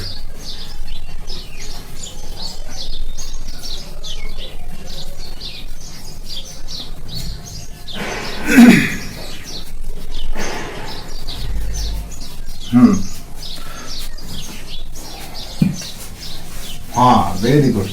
हाँ, जाति बाद में बना है, जाति बाद का है, वर्ण पहले। वर्ण कर्म के आधार पर निर्धारित होता था। एक ही पीढ़ी के, एक ही परिवार में 4 वर्ण के लोग हो सकते हैं। एक ही परिवार में एक व्यक्ति जो है कृषि का काम कर रहा है, देन वो शूद्र वर्ण हो गया। एक व्यक्ति जो शिक्षा दीक्षा का काम कर रहा है, वो ब्राह्मण है। एक व्यक्ति जो बाहुबली है, जो समाज की रक्षा के लिए हमेशा आगे रहता है, वो क्षत्रिय है। एक व्यक्ति जो परिवार के आर्थिक मामलों को देख रहा है, व्यापार वाणिज्य कर रहा है, वो वैश्य हो गया। एक ही परिवार के लोग, लेकिन बाद में ये अलग अलग होता चला गया। क्यों होता चला गया? क्योंकि ये सभी वर्ण अब उसमें अपने आप को सुरक्षित महसूस करने लगे, क्योंकि उसमें वो सिद्धहस्त हो गए। अब लंबे समय से मान लो जो खेती का काम कर रहा है, तो उसमें वो पूरी तरह से वो सिद्धहस्त हो गया। अब वो चाहेगा कि उसका बेटा भी वही काम करे, क्योंकि उसमें वो सुरक्षित महसूस करता है, तो उसको ट्रांसफर कर देता है कि भाई अब मेरा। तो ये अब एक धीरे धीरे परंपरा शुरू हो गई, और सब के सब अपने अपने व्यवसाय को सेफ रखना चाहते हैं। कोई किसी दूसरे के व्यवसाय में प्रवेश करना नहीं चाहता है, न तो करने देना चाहता है। तो धीरे धीरे कास्टिज्म के रूप में विकसित हो गया। ये व्यवस्था अंग्रेजों तक चलती रही, कोई दिक्कत नहीं था, समाज में कभी क्लासवाद नहीं हुआ। अंग्रेजों से पहले आप उठा करके कहीं भी आप दिखा दीजिए जहाँ पे कोई वर्ण, कोई वर्ग एक दूसरे से लड़ा हो, पता चलेगा कहीं नहीं मिलेगा, इतिहास के किसी पन्ने में नहीं मिलेगा। और हर एक वर्ण का अपना अपना राज्य रहा है। ऐसा नहीं है कि किसी वर्ण का राज्य नहीं है, सिर्फ क्षत्रियों ने ही शासन किया, नहीं है। उठाइए आप किताब, अशोक क्या था? मौर्य क्या थे? शूद्र थे। गुप्त क्या थे? वैश्य थे। शुंग कर्ण क्या थे? ब्राह्मण थे। उससे पहले क्या थे? आप पढ़िएगा, विवेकानंद की एक पुस्तक है, उसमें स्पष्ट क्लियर मेंशन किया गया। विवेकानंद ने बहुत अच्छी बात लिखी है, उसमें क्लियर उन्होंने बताया कि कैसे कैसे वर्ण व्यवस्था कितना प्रायोगिक था, और कैसे इसको एक दयानंद सरस्वती की पुस्तक है, सत्यार्थ प्रकाश। कभी आप लोगों को, बहुत मोटी पुस्तक है, ऑनलाइन भी मिल जाएगा आपको, या PDF भी मिल जाएगा, आप अगर उसको खोजेंगे तो उसको पढ़िएगा। उसमें आपको पता चलेगा रियलिटी क्या है। कभी मौका मिले तो, अभी तो आप लोग सिलेबस पे फोकस कीजिए। 1 मिनट थोड़ा सा।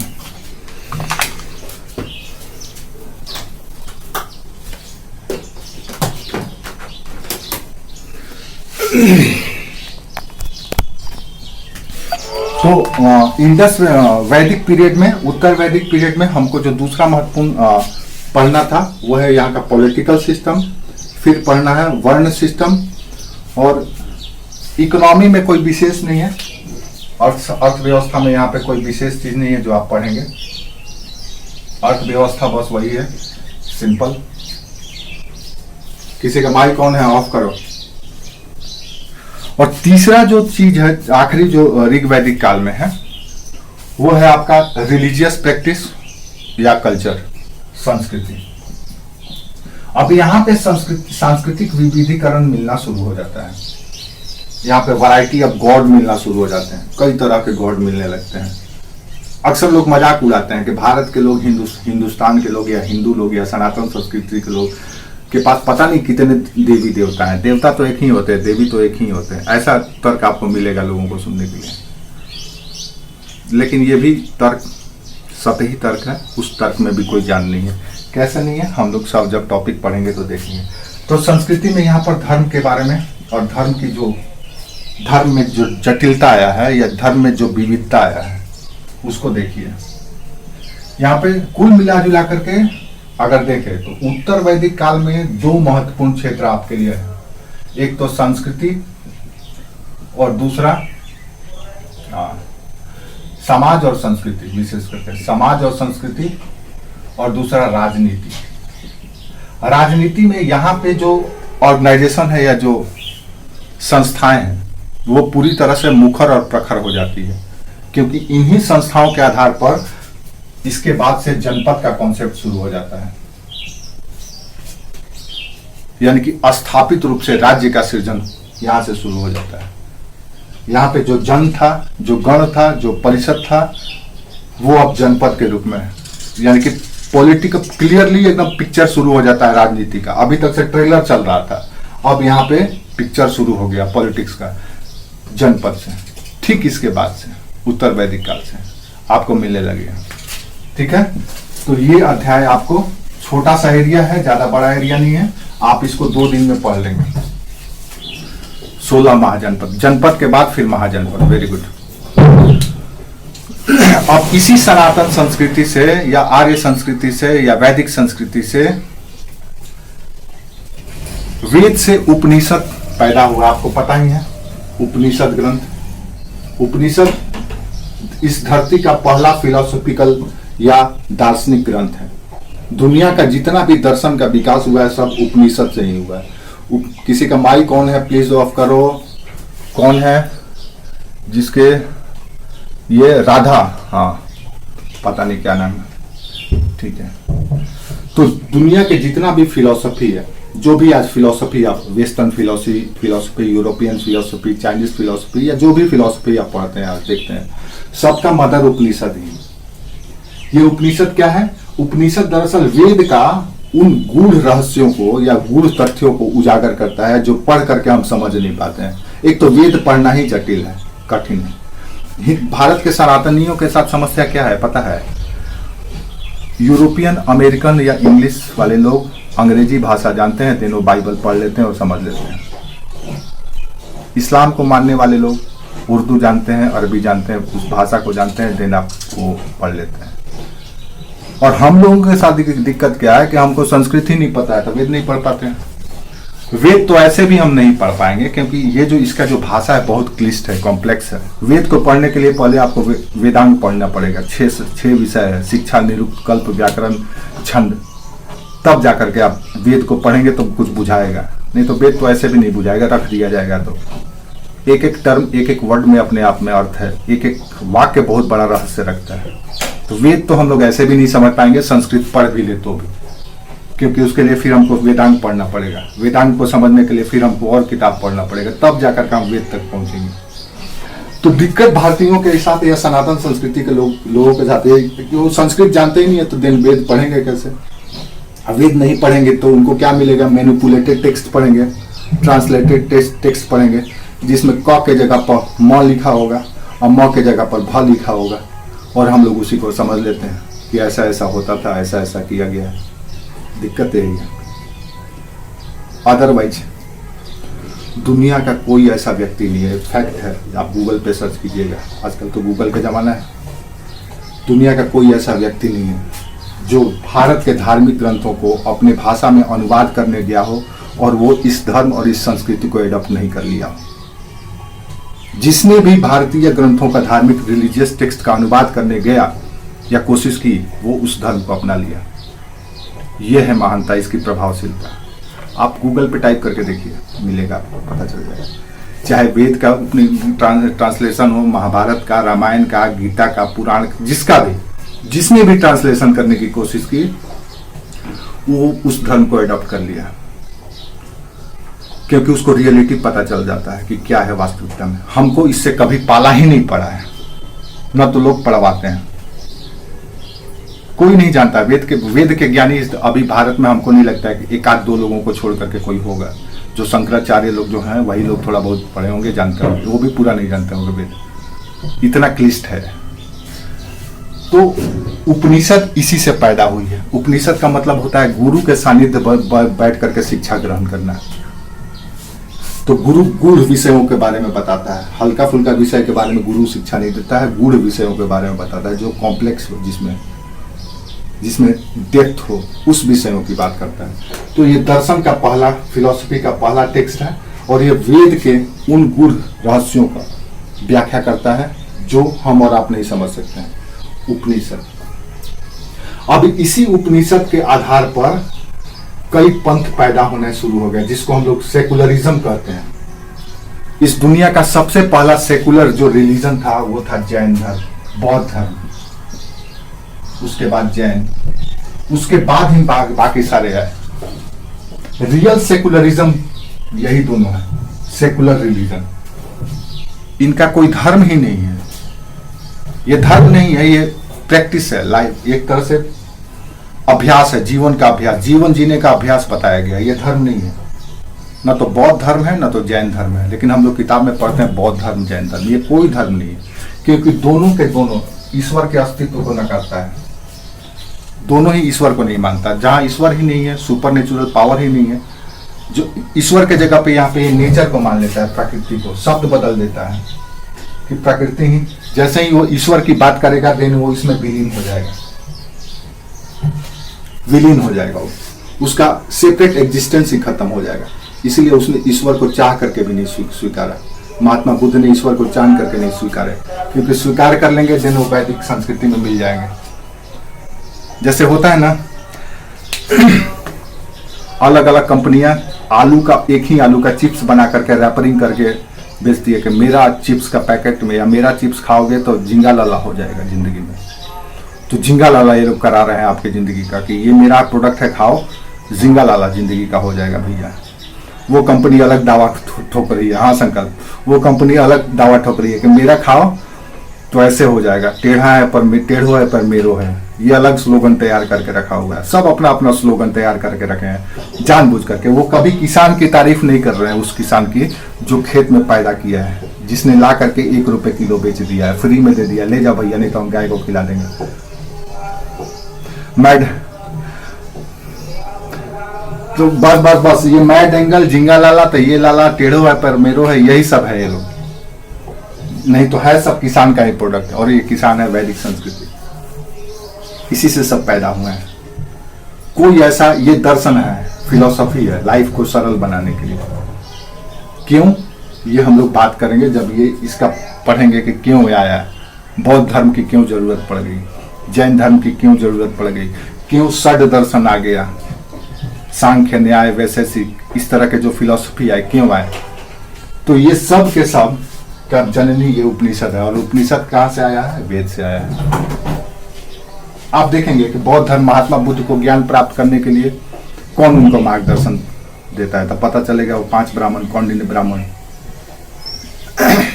कौंडिन्य और वो 5 ब्राह्मण मिलते हैं, अलार कलाम इसके गुरु हो जाते हैं, सब वही बताते हैं। बाद में ये सेपरेट हो जाते हैं और अपना एक अलग फिलॉसफी या थॉट ऑफ लाइफ देते हैं, जीवन का एक सोच बताते हैं लोग। अब ये बाद में इसको राज्य के द्वारा संरक्षण दे दिया जाता है, क्योंकि राज्य में सत्ता में जो बैठा हुआ है वो समाज का निचला वर्ग का व्यक्ति बैठा हुआ है। अब वो अपने अस्तित्व सिद्धि के लिए, प्रभाव के लिए इस रिलीजन को प्रमोट करने लगता है। मौर्यों के समय में ये राजधर्म बन जाता है और धीरे धीरे पूरे भारत में बौद्ध धर्म का प्रसार हो जाता है, कन्वर्ट हो जाते हैं। और सबसे ज्यादा जो इस्लाम में कन्वर्ट होने वाले लोग हैं यही लोग हुए। कहते हैं ना कि भारत में बौद्ध धर्म खत्म हो गया। कैसे खत्म हो गया पता है? सबसे ज्यादा कन्वर्जन इन्हीं लोगों का हुआ है, क्योंकि ऐसे भी ईश्वर को नहीं मानते थे, तो वहां भी चले जाएंगे तो क्या फर्क पड़ेगा। तो ये कॉन्सेप्ट आपको हम लोग पढ़ेंगे जब वहां पढ़ेंगे। तो यहाँ पे जो चीज आपको पढ़ना है, हाँ बोलो।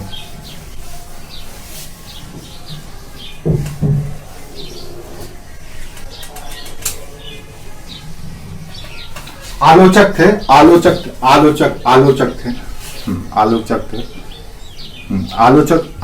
आलोचक इसलिए भी आलोचक थे, आलोचना करना स्वाभाविक भी है, इसलिए आलोचक हो गए थे क्योंकि अब ये जो सनातन संस्कृति था, जो वैदिक धर्म था, वो समाज में अपना प्रभाव रखने लगा था। दूसरी ओर इसके जो पुरोहित वर्ग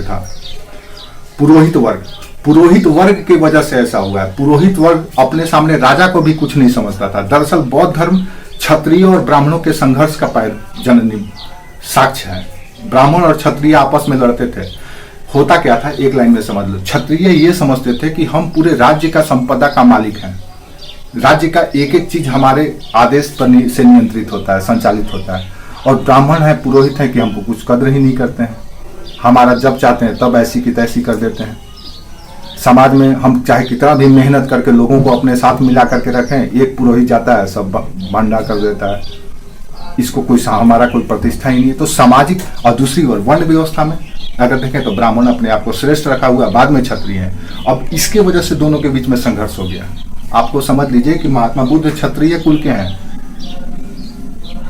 महात्मा बुद्ध क्षत्रिय कुल के हैं। अब ये ब्राह्मण और क्षत्रियों का संघर्ष शुरू हो गया है, उसी का परिणाम है बौद्ध धर्म।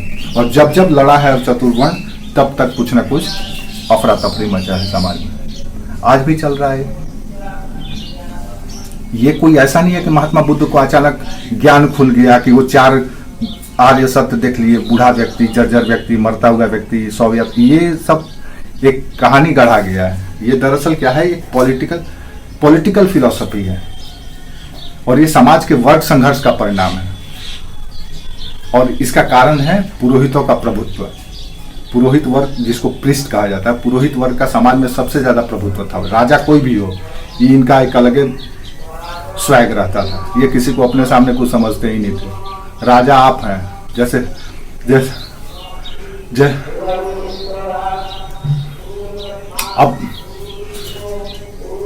अब जैसे समझ लो ना, एक चाणक्य की कहानी आप देखेंगे, आप लोग चाणक्य को जानते हैं। एक बार धनानंद ने अपमान कर दिया था अपने सभा में बुला करके, बोला कि हम शिक्षक हैं, हम सृष्टि और संहार दोनों करते हैं।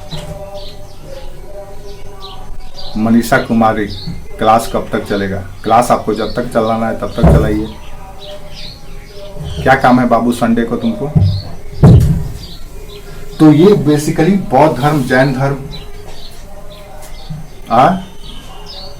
कॉलेज, हाँ जाओ। तो ये हम लोग ओवरऑल डिस्कशन कर रहे हैं, ठीक है। अभी हम लोग आधे घंटे में छोड़ देंगे, जितना भी हो सकेगा हम लोग बात करेंगे थोड़ा बहुत सिलेबस पे। ये इसलिए हम ये चर्चा कर रहे हैं क्योंकि आगे आपको जब सब्जेक्ट आप लोग एनसीईआरटी या कुछ भी बुक पढ़ेंगे तो आपके दिमाग में ये सब रहना चाहिए, ताकि नेहा गुलमंदा, पता नहीं क्या नाम था, तो उपनिषद के दर्शन पर ही बौद्ध धर्म, जैन धर्म शुरू हुआ। तो आपको सबसे पहले बौद्ध धर्म और जैन धर्म को भी पढ़ना पड़ेगा, और ये बहुत ही महत्वपूर्ण टॉपिक है, बौद्ध धर्म, जैन धर्म। यहाँ से पीटी के सवाल अक्सर 1 या 2 पूछे जाते हैं हर साल, आप इसको छोड़ नहीं सकते हैं। जैसे कि पीटी में जो सवाल पूछा जाएगा वो महात्मा बुद्ध के जीवन से जुड़े हुए। अब हम बौद्ध धर्म पे बात करते हैं, क्या पूछा जाएगा पीटी में? महात्मा बुद्ध के जीवन से जुड़े हुए घटनाओं के बारे में पूछा जाएगा कि भाई उनका जन्म कहाँ हुआ, कब हुआ, कैसे कैसे उन्होंने लाइफ को, अपना लाइफ का उनका जो विभिन्न स्टेजेस था, अलग अलग जो दौर था, क्या था उनका, कैसे कैसे उन्होंने तपस्या की, कहाँ की, कौन उसके गुरु थे, ये उनके पर्सनल व्यक्तित्व के बारे में। दूसरा जो महत्वपूर्ण बात होगा वो होगा उनका जो उन्होंने समाज को शिक्षा दिया, यानी कि बौद्ध फिलॉसफी की अब शुरुआत हो जाती है, टीचिंग ऑफ बुद्धा। बुद्ध की शिक्षा क्या है? बुद्ध की शिक्षा क्या है, कोई बता सकता है? आप लोग एंशिएंट हिस्ट्री पढ़े हैं। हाँ, बुद्ध की शिक्षा है दुनिया दुखमय है। 4 आर्य सत्य नहीं, एक ही सेंटर से है। बुद्ध के बौद्ध फिलॉसफी को अगर डिस्क्राइब करना है तो एक ही समझ लो कि ये निराशावादी फिलॉसफी था। दुनिया दुखमय है, ये सब कुछ दुख है। जैसे इंडियन रिलीजियस फिलॉसफी को पढ़ेंगे तो वो कहता है कि ये सब कुछ माया है। शंकर कहते हैं सब माया है, मिथ्या है, सब भ्रम है। शंकर इसको अद्वैत के रूप में डिफाइन करते हैं कि ईश्वर और पुरुष या मानव, ब्रह्म और आत्मा दोनों एक ही है। हम इसको अलग अलग समझते हैं, दोनों माया है, मीथ है, इल्यूशन है, नहीं तो सब एक ही है। उसको माया शंकर कहते हैं, ये इसको दुख कह देते हैं कि दुनिया दुखमय है, सब जगह दुख ही दुख है। सही, ये भी सही बात है भाई। ये सरल शब्दों में दुख बोलते हैं तो लोगों को समझ में आ जाता है, और जो इंटेलेक्चुअल है उसको माया कहते हैं तो लोगों को समझ में नहीं आता है। तो अलग अलग तरीके से लोग समझने लगते हैं कि माया का मतलब कौन, माया मेम साहब, माया बॉस, माया कॉर्पोरेटर, या क्या, अलग अलग। लेकिन दुख जैसे ही बोलेंगे दिन सब समझ जाएंगे कि दुख का मतलब यार पेन, दुख का मतलब सैरो, सब समझ जाएंगे। तो ये दुनिया कहते हैं दुखमय है। तो बौद्ध की शिक्षा, ये अपना फिलॉसफी, और यहां से मेंस के सवाल पूछे जाएंगे। ठीक है। तीसरा,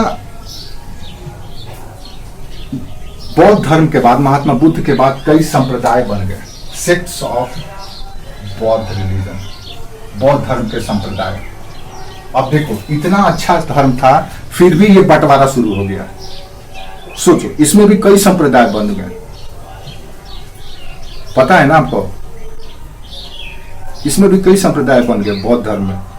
8वीं 12वीं शताब्दी आते आते हमको लगता है 15-20 संप्रदाय इसके सेक्ट्स बन गए। सोचो, इतना प्रैक्टिकल था, इतना लोकप्रिय था तब, और सनातन तो इतने वर्षों से पुरानी है और इतना कॉम्प्लिकेटेड है, तो ये क्यों, ये बना तो क्या बना, ये भी बन गया। जैसे ईसाई भी कई सेक्ट्स में बटा हुआ है, कैथोलिक, प्रोटेस्टेंट, तो ये तो वो, पता नहीं कितने। इस्लाम भी कई सेक्ट्स में, 72 फिरके हैं उसमें भी। हर एक धर्म में जैसे जैसे पुराना होगा, जैसे जैसे कोई व्यवस्था पुरानी होगी, उसमें जटिलता आती जाएगी। ये प्रकृति का नियम है। जो जितना पुराना होगा उसमें उतना कॉम्प्लेक्सिटी आएगा। आप सोचिए ना, आप जब शिशु थे, युवा थे, तो आपका जीवन कितना सिंपल था, सरल था, सोच था, एकदम क्लियर था। कोई भी समझ लेता था आपको, कोई भी पढ़ लेता था कि फलना ये ऐसे करेगा, अगर ऐसे कर रहा था ऐसे करेगा। आज पता चलेगा, आज तो सोचते कुछ और है, करते कुछ और है, दिखाते कुछ और है। जैसे जैसे हम जाएंगे आपका जीवन कॉम्प्लेक्स होता चला जाएगा। तो हर एक रिलीजन में भी होता है। तो बौद्ध धर्म के संप्रदाय, ये भी आपका जानना है। कुछ विशेष संप्रदाय पे मेंस पे सवाल भी पूछे जा सकते हैं, और पीटी में तो यहाँ से जरूर सवाल पूछे जाएंगे। अलग अलग सेक्ट्स, उसके प्रोपाउंडर कौन थे, उसका फिलॉसफी क्या था, उससे जुड़ा हुआ रिलीजियस टेक्स्ट कौन था, ये आपसे सवाल पूछे जाएंगे। ये जो सेक्ट्स हैं ये बहुत महत्व रखते हैं समाज में। इन्होंने बहुत सारे साइंटिफिक अप्रोच दिया है, और कहीं ना कहीं ये भी इससे प्रभावित रहे हैं। जब इनको कुछ समझ में नहीं आता था, देन यहाँ पे पहुंच जाते थे लोग, और यहाँ से सीख करके फिर अपने वर्जन में बता देते थे लोगों को। ठीक है। पीटी में एक और एरिया है, इसी में समझ लो बौद्ध धर्म के जितने भी ग्रंथ हैं, महत्वपूर्ण ग्रंथ या टेक्स्ट ऑफ बौद्ध रिलीजन, वो आपको देखना होगा। त्रिपिटक से शुरू कीजिएगा और श्रीलंकन साहित्य तक महत्वपूर्ण, मुश्किल से हमको लगता है 10 या 15 बुक का नाम याद कर लीजिएगा, उसके राइटर कौन है वो देख लीजिएगा। इसी तरह से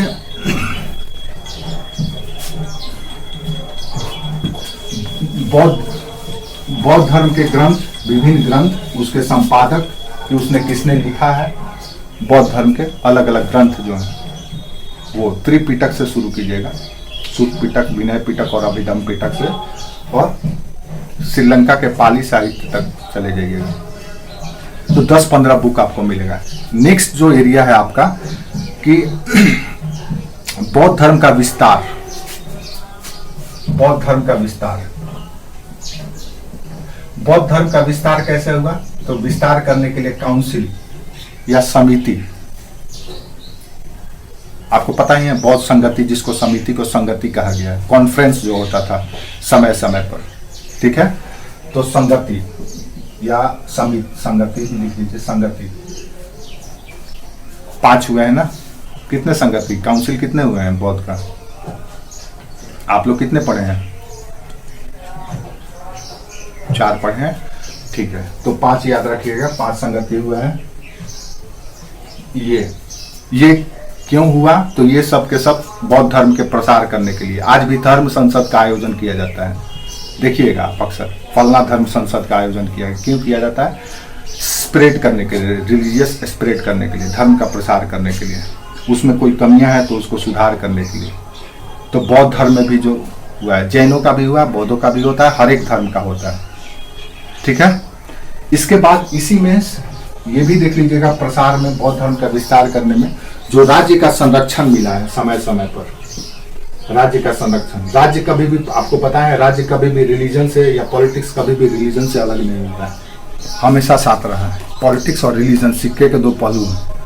कभी सिक्का का चित्त सामने दिखता है, पट पीछे छिपे रहता है, कभी पट सामने आ जाता है, चित्त पीछे हो जाता है। तो रिलीजन और पॉलिटिक्स दोनों एक ही सिक्का के 2 पहलू हैं, और दोनों एक दूसरे के साथ परस्पर रूप से जुड़े हुए, अंतर संबंधित है, अलग नहीं है। तो ये चीज आपको बौद्ध धर्म में पढ़ना है। तो शिक्षा में जैसे ही हम बौद्ध की शिक्षा पढ़ेंगे, देन पूरा बौद्ध फिलॉसफी आपको समझ लेना है, क्या है बौद्ध फिलॉसफी, वो महत्वपूर्ण है। उसके बाद विस्तार कैसे हुआ ये पढ़ लीजिएगा। ये दोनों के दोनों मेंस पॉइंट ऑफ दृष्टिकोण से महत्वपूर्ण है।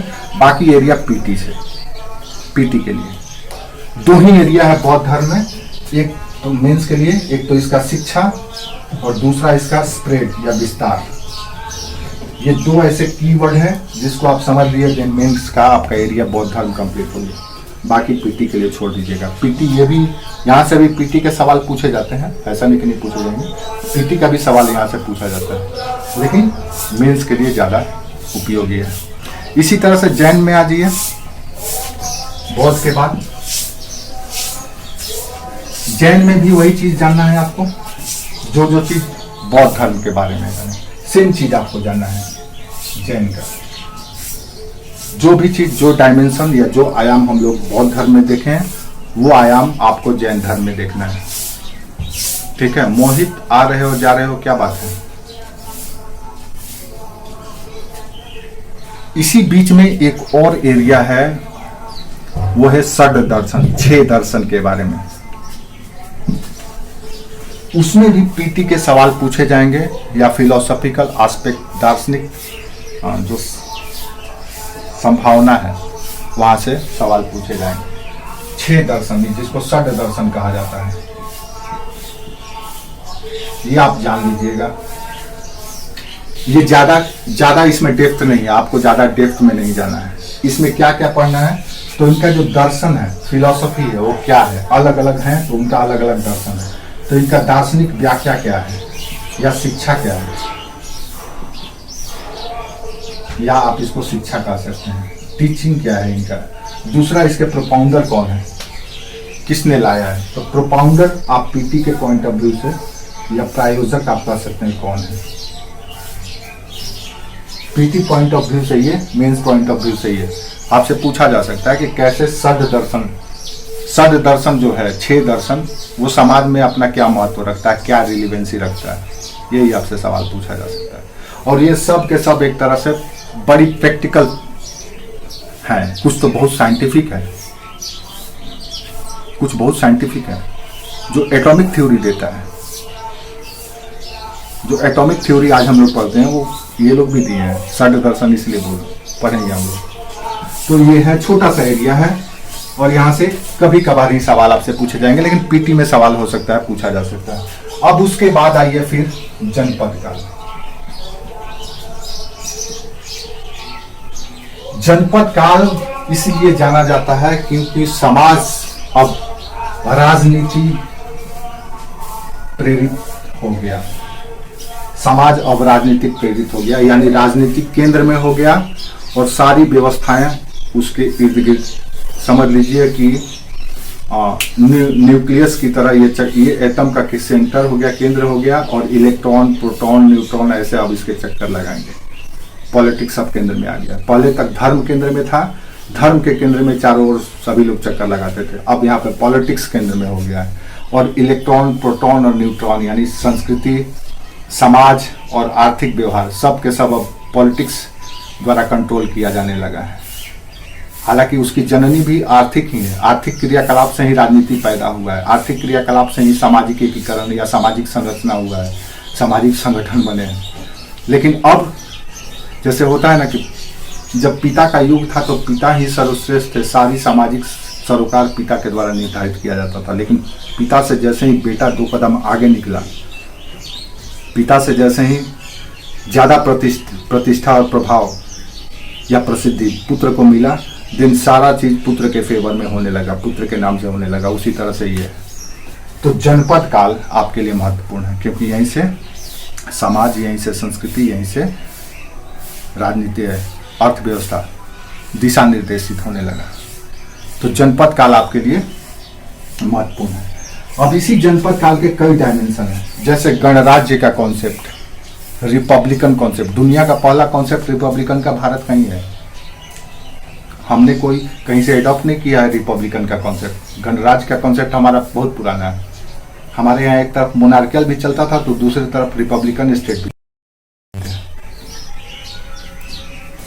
तो जनपद काल का पॉलिटिक्स पे विशेष करके फोकस करना है। तो यहाँ पे गणराज्य आप लोगों को समझ में आ रहा है हम जो बात कर रहे हैं? ठीक है। गणराज्य और राज्य या राजतंत्र, ये राजनीति के 2 पैटर्न थे जनपद काल में। एक राजतंत्र था, यानी राजा का बेटा ही राजा बनेगा, एक वंश के लोग ही राजा बनेंगे। दूसरी ओर आज का जो डेमोक्रेटिक पैटर्न है ये भी चलता था, यानी लोग चुन करके राजा बनाते थे। ये दोनों सिस्टम भारत में चल रहा था। ऐसा नहीं है कि हम अमेरिका से लेकर के आए हैं और ब्रिटेन से लेकर के आए हैं, रसिया से नहीं, ये हमारा अपना है। ये आपको समझना पड़ेगा। इसी जनपद काल में आप उन 16 महाजनपदों का भी बारे में भी जान लेंगे। 16 महाजनपद दरअसल भारत के 16 स्टेट को रिप्रेजेंट करता है। और ये स्टेट सिर्फ भारत के अभी की भूमि तक नहीं है, ये अफगानिस्तान, ईरान से लेकर के श्रीलंका तक फैला हुआ है। 16 महाजनपद।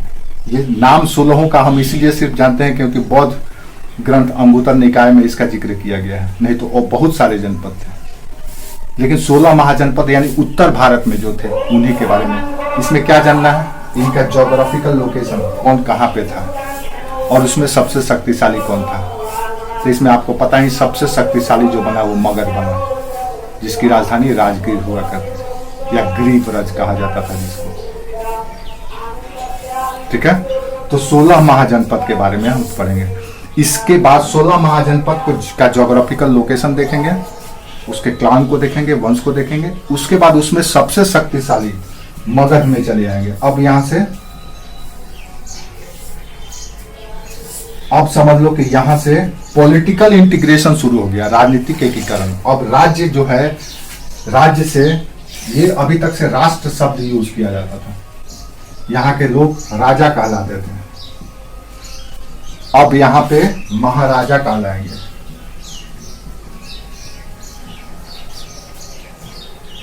सम्राट कहलाएंगे। छोटे छोटे जनपदों को, महाजनपदों को अब एक्वायर करने लगा और सबसे शक्तिशाली हो गया है महाजनपद।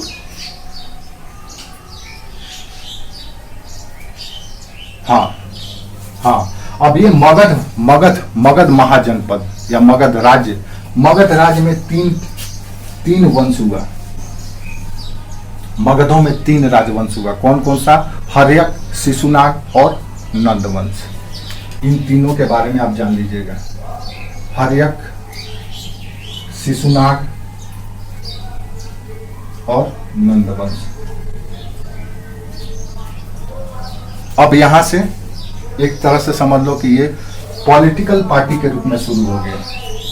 जैसे कांग्रेस, जैसे भारत में आफ्टर इंडिपेंडेंट इंडिपेंडेंस भारत में कई वंश ने शासन किया, जैसे कांग्रेस ने शुरू किया, बाद में संयुक्त मोर्चा की सरकार बनी, फिर बीजेपी आई, इस तरह से। तो ये कुछ इसी तरह से हर्यक वंश, शिशुनाग वंश और नंद वंश, यहाँ से आपका शुरू हो जाता है।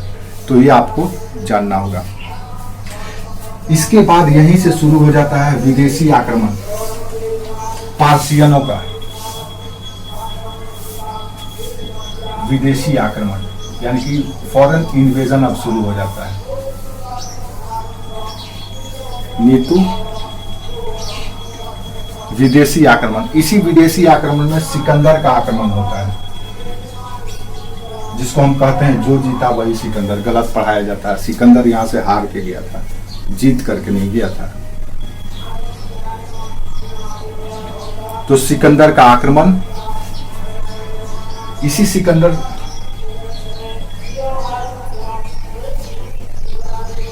1000 ईस्वी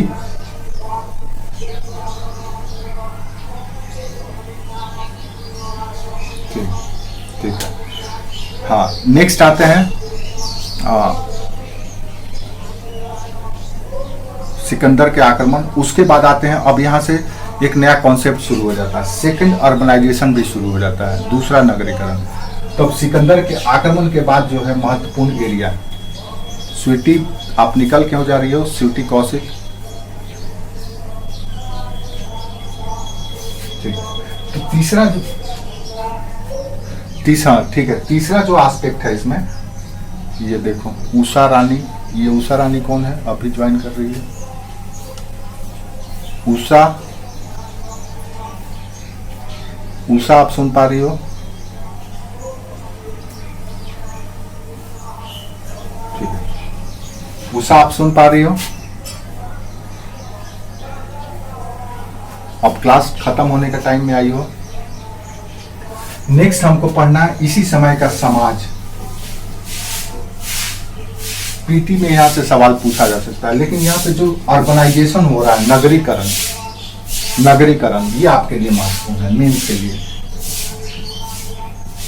अर्बनाइजेशन, इस टाइम के बहुत सारे जो प्राचीन नगर हैं इसी समय निकल करके आते हैं। पाटलिपुत्र, अयोध्या, काशी, इस तरह के जो नगर हैं, और भी हर एक जगह पे, उत्तर से उज्जैन, श्रावस्ती, ये सब जो है नगर, ये सब नगरीकरण, भारत में दूसरा नगरीकरण शुरू होता है। पहला नगरीकरण अर्बनाइजेशन कब हुआ? इंडस वैली सिविलाइजेशन में। अब ये सेकंड अर्बनाइजेशन है, दूसरा नगरीकरण है। कौन सा साम्राज्य?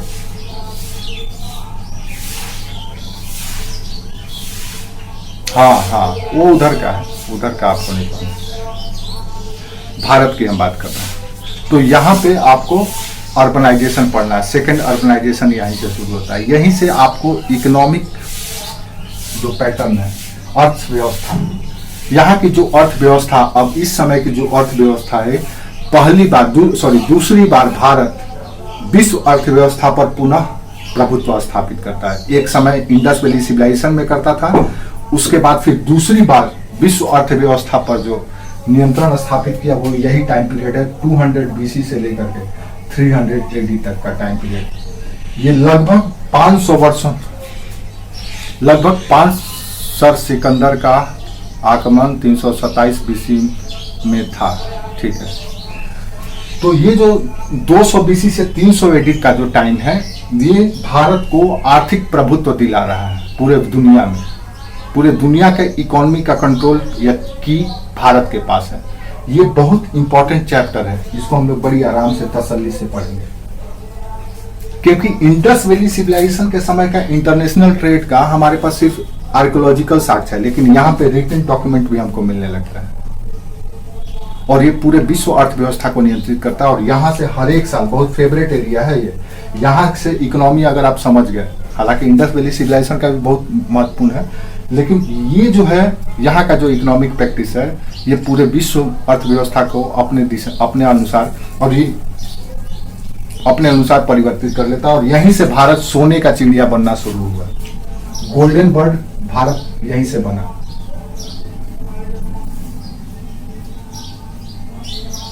दो 200 BC से 300 AD तक का काल में। ठीक है, हाँ 500 एडी है, एडी लिखे हैं बाबू। ठीक है, एडी का मतलब होता है ईस्वी, हिंदी में इसको ईस्वी कहते हैं। बीसी का मतलब होता है ईसा पूर्व। ठीक है, आप लोग मेरे ये सब जो छोटा छोटा सवाल पूछते हैं, आप लोग को यूट्यूब चैनल का लिंक भेजा हुआ, आप स्क्रॉल कीजिएगा, लगभग 250 वीडियो है, उसमें कोई न बहुत सारे आपको काम आ जाएंगे। अलग से हमको इसमें टाइम स्पेंड नहीं करना पड़ेगा, उसमें पूरा खुल के बताया गया है। थोड़ा सा अगर मेहनत करेंगे तो, नहीं तो फिर क्लास लेंगे तो आएंगे। तो एडी का मतलब होता है आफ्टर, किसी को पता है एडी का मतलब?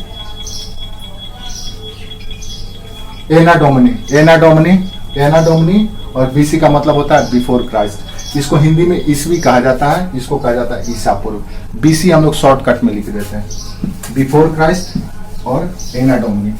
नेक्स्ट ये टॉपिक, एक और चीज यहाँ पे महत्वपूर्ण है इस टाइम पीरियड की, अगर हम बात करें तो महाजनपद काल के समय का और उसके बाद का। तो यहाँ का जो एडमिनिस्ट्रेटिव सिस्टम है, अब पहली बार आपको प्रशासनिक व्यवस्था यानी ब्यूरोक्रेसी देखने को मिलता है। तो एडमिनिस्ट्रेटिव सिस्टम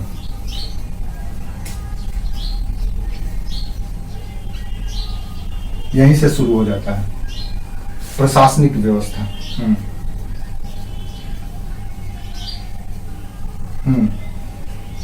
बिल्कुल हुआ करता था, बिल्कुल हुआ करता था। वो भी औपचारिक था, लेकिन वर्तमान में जो ब्यूरोक्रेसी दिखाई देता है, वर्तमान का जो ब्यूरोक्रेसी, ये सब यहीं से इन्फ्लुएंस है।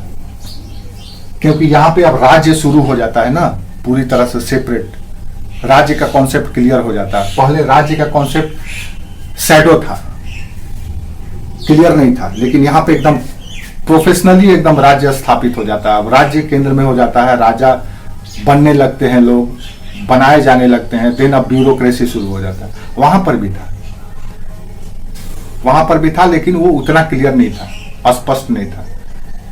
यहाँ पे पूरी तरह से सिस्टम, ये सिस्टम अब आज भी निरंतर है। ठीक है, तो जनपद और महाजनपद के काल में आपको ये सारे एस्पेक्ट हैं जिस पर आपको मेंस में पढ़ने हैं। आज के लिए रहने दिया जाए कि आप लोगों को जाना भी है, आज के लिए रहने दिया जाए। सभी लोग सहमत हैं? आज और भी तो क्लासेस होंगे आपके। ये कौन बोल रहा है? अच्छा 9 नहीं हुआ इसीलिए, तो 9 बजे तक पढ़ना है।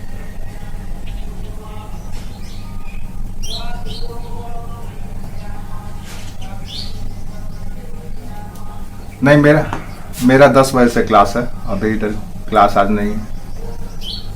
तो आज हम लोग यहीं तक रखते हैं।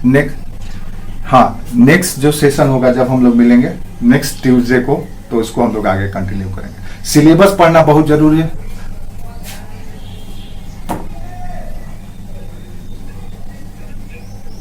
हाँ तो ठीक है, तो संडे को मिलना है। हाँ तो ठीक है, संडे को मिलेंगे हम लोग यही 7 बजे। नेक्स्ट हम लोग का मीटिंग होगा संडे को।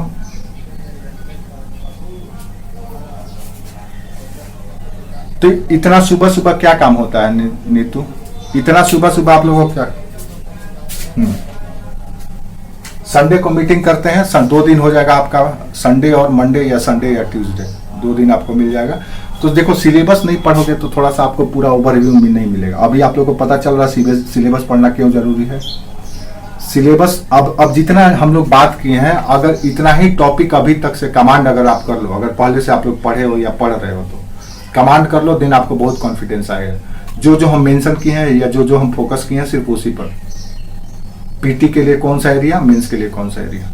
और आप क्वेश्चन उठा करके भी देखो, यूपीएससी का क्वेश्चन उठाओ, और वो पीटी का एरिया बताते नहीं है कि इसमें पीटी का सवाल पूछे जाएंगे। यहाँ से पीटी का भी तो बताते ही चल रहे हैं। अगर अभी भी क्लियर नहीं हो रहा है तो अगले बार से हम आपको और अगर अभी भी क्लियर नहीं हो रहा है, देन अगले बार और ज्यादा क्लियर डेप्थ में जाकर के बता देंगे इसमें क्या है।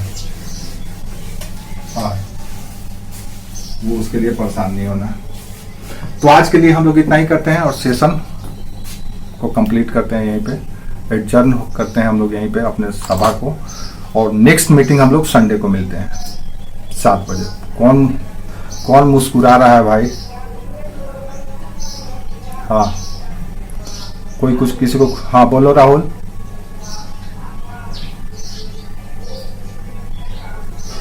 अच्छा ठीक है, अच्छी बात है।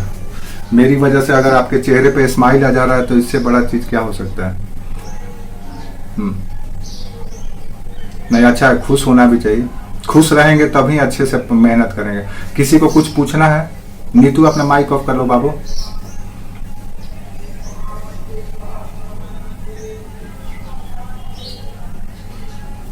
वाह, नहीं कल क्लास कैलेंडर में शो नहीं कर रहा था। क्लास अगर होता तो सबको इंफॉर्मेशन तो मिल ही जाता। नहीं नहीं नहीं नहीं, सबका शो करेगा। नहीं शो करेगा तो किसी का नहीं शो करेगा। ठीक है, और किसी को कुछ पूछना है?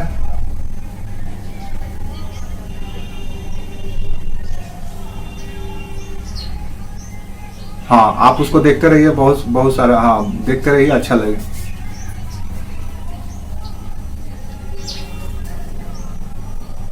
आज हाँ बस देखते रहो ना, बहुत मजा आएगा, समझ में आ जाएगा। अरे आप लोग का सौभाग्य है,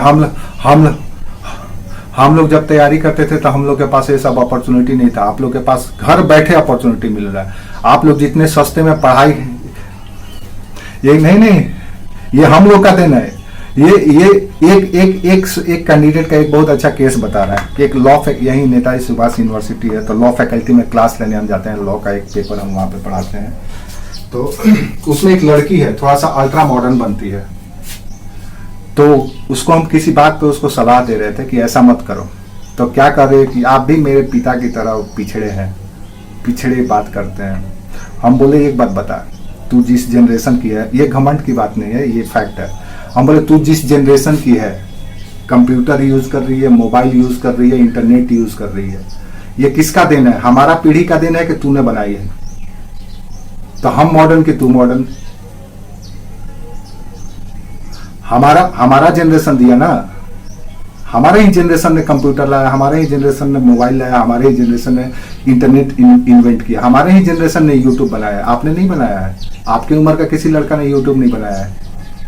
तो बता, हम पिछड़ा के तू पिछड़ा, और तू बोल रही है कि आप पिछड़े हैं, हम मॉडर्न हैं। तो मॉडर्न किसी टेक्नोलॉजी के आधार पर कोई मॉडर्न नहीं बनता है। मॉडर्न सोच एक है, एक थॉट है, मॉडर्न थॉट है। आए मुंह कान नहीं, उसका दिमाग खुल गया, फिर उसको अनुभव हुआ। हम बोले पिछड़ा कहना आपकी भ्रम है। हाँ, पिछड़ा करना ये आपका भ्रम है। आपसे पहले अगर धरती पे हम आए हैं, देन फर्स्ट हम है। अगर हम आपसे उम्र में बड़े हैं तो इसका मतलब है कुदरत हमको पहले भेजना अच्छा महसूस समझा, क्योंकि इसको भेजेंगे तो भला होगा धरती का, इसलिए हम पहले आए। बाद में तुमको भेजा गया है ताकि जाओ तुम वहां पर। अब तुम जा सकते हो, तुम्हारे लायक हो गया है, बना दिया गया है। तो इसको ऐसे समझना है। इसलिए कभी कोई कहे कि आप ओल्ड हैं, आप पुराने हैं, आपका ये है, तो ये गलत सोच है, ये बिल्कुल गलत धारणा है। इसको बदलना है। कोई अपने समय में कोई किसी को कुदरत ने भेजना है, दिन कुछ सोच करके ही भेजा। तो आज हम लोग अपना सेशन यहीं खत्म करते हैं। नेक्स्ट सेशन हम लोग संडे को, ये सेशन स्पेशल सेशन सिलेबस पे संडे को करेंगे। ठीक है, सेम टू यू संकल्प। बोलो, हाँ बोलो राव।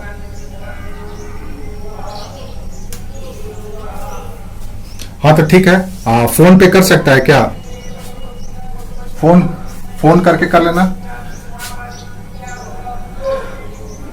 अच्छा, सिलेबस पे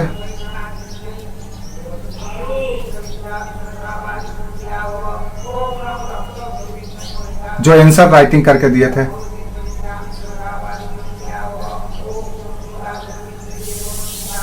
अच्छा ठीक है, ठीक है। एक मॉडल आंसर कमलकांत भेजा है। कमलकांत शायद इंजीनियर है, वो बीटेक है। उसका भी एक आंसर आप लोगों को ग्रुप में शेयर करेंगे। उसने उसी आंसर को लिखा है, थोड़ा सा उसको भी आप लोग देख लीजिएगा। वो भी भेजा है, वो भी एक तरह से अच्छा आंसर है, लेकिन वो पूरी तरह से अच्छा नहीं है, वो भी इनकम्प्लीट है। तो उसको भी देखिएगा। उस स्ट्रेटेजी से, उस मेथड से भी आंसर राइटिंग करना है। उसको हम आपको भेज देंगे आज ग्रुप में।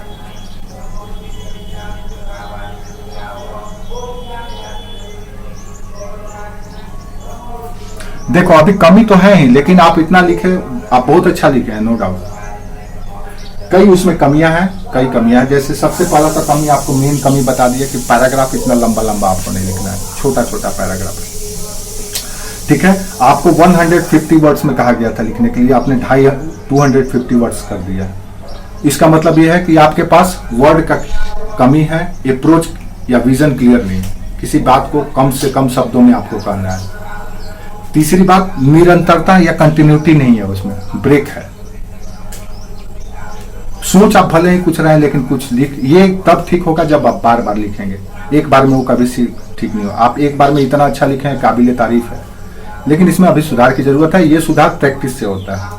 जैसे जैसे आप बार बार लिखेंगे, आप में उसमें सुधार होता चला जाएगा। वो कोई इशू नहीं है कि वो बहुत बड़ा समस्या है, वो समस्या नहीं है, वो समस्या नहीं है। जैसे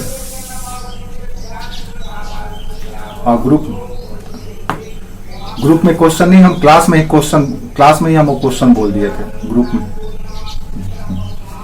तो वहां पे वो था।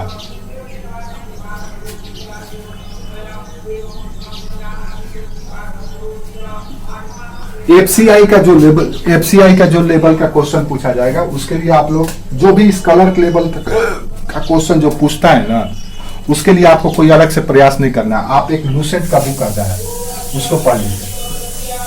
सामान्य ज्ञान का बुक आता है लूसेंट का, जो भी इस लेवल का एग्जाम है उसमें हिस्ट्री, ज्योग्राफी, पॉलिटी, इकोनॉमी, सब कुछ, साइंस, सब कुछ रहता है। उसको अगर आप बढ़िया से कमांड कर लिए, देन उस लेवल का एग्जाम आराम से निकल जाएगा, आपका जीएस आराम से कंप्लीट हो जाएगा। उसके लिए आपको अलग से क्लास करने की जरूरत नहीं है। हाँ, उसमें आपसे पूछा जाएगा, उसमें सिंपल सवाल पूछे जाते हैं, कौन है, क्या है, कहाँ है, यही सवाल उससे पूछे जाएंगे वहां पे। तो सिंपल सा चीज है, वो एनसीईआरटी बेस्ड है। जो ये लूसेंट की किताब है, पुस्तक है, वो एनसीईआरटी का निचोड़ है। एनसीईआरटी में जो चीज आप एनसीईआरटी का किताब में पढ़ते हैं, आप लूसेंट का किताब में उसका समरी पढ़ लेते हैं। एनसीईआरटी में थोड़ा सा विस्तृत ब्यौरा दिया हुआ है, कोई भी पढ़ सकता है अगर उसको छोटा सा ये एग्जाम देना है। ऐसे भी उसको रखिए, उसको पढ़ लीजिए थोड़ा बहुत, क्या दिक्कत है, वैरायटी आपको मिल जाएगा अच्छी की।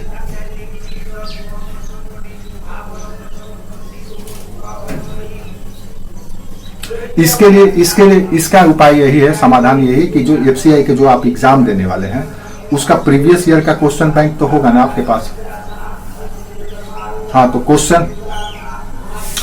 क्वेश्चन बैंक मंगा लो, और सबसे पहला काम ये करो कि जो प्रीवियस क्वेश्चन पूछे गए हैं उसको 2 बार 3 बार पढ़ो। आपका 10 क्वेश्चन तो वहीं से हो जाएगा। 10 से 15 क्वेश्चन रिपीटेशन होगा, हर एक एग्जाम में रिपीटेशन होता है। तो एफसीआई का पिछले 5 साल 10 साल में जो भी एग्जाम हुआ है, एफसीआई का जो भी एग्जाम हुआ है, एफसीआई का एग्जाम कौन कंडक्ट कराता है? एसएससी। कौन कंडक्ट कराता है एफसीआई का एग्जाम? एसएससी कराता है। एसएससी कराता है ना, स्टाफ सिलेक्शन।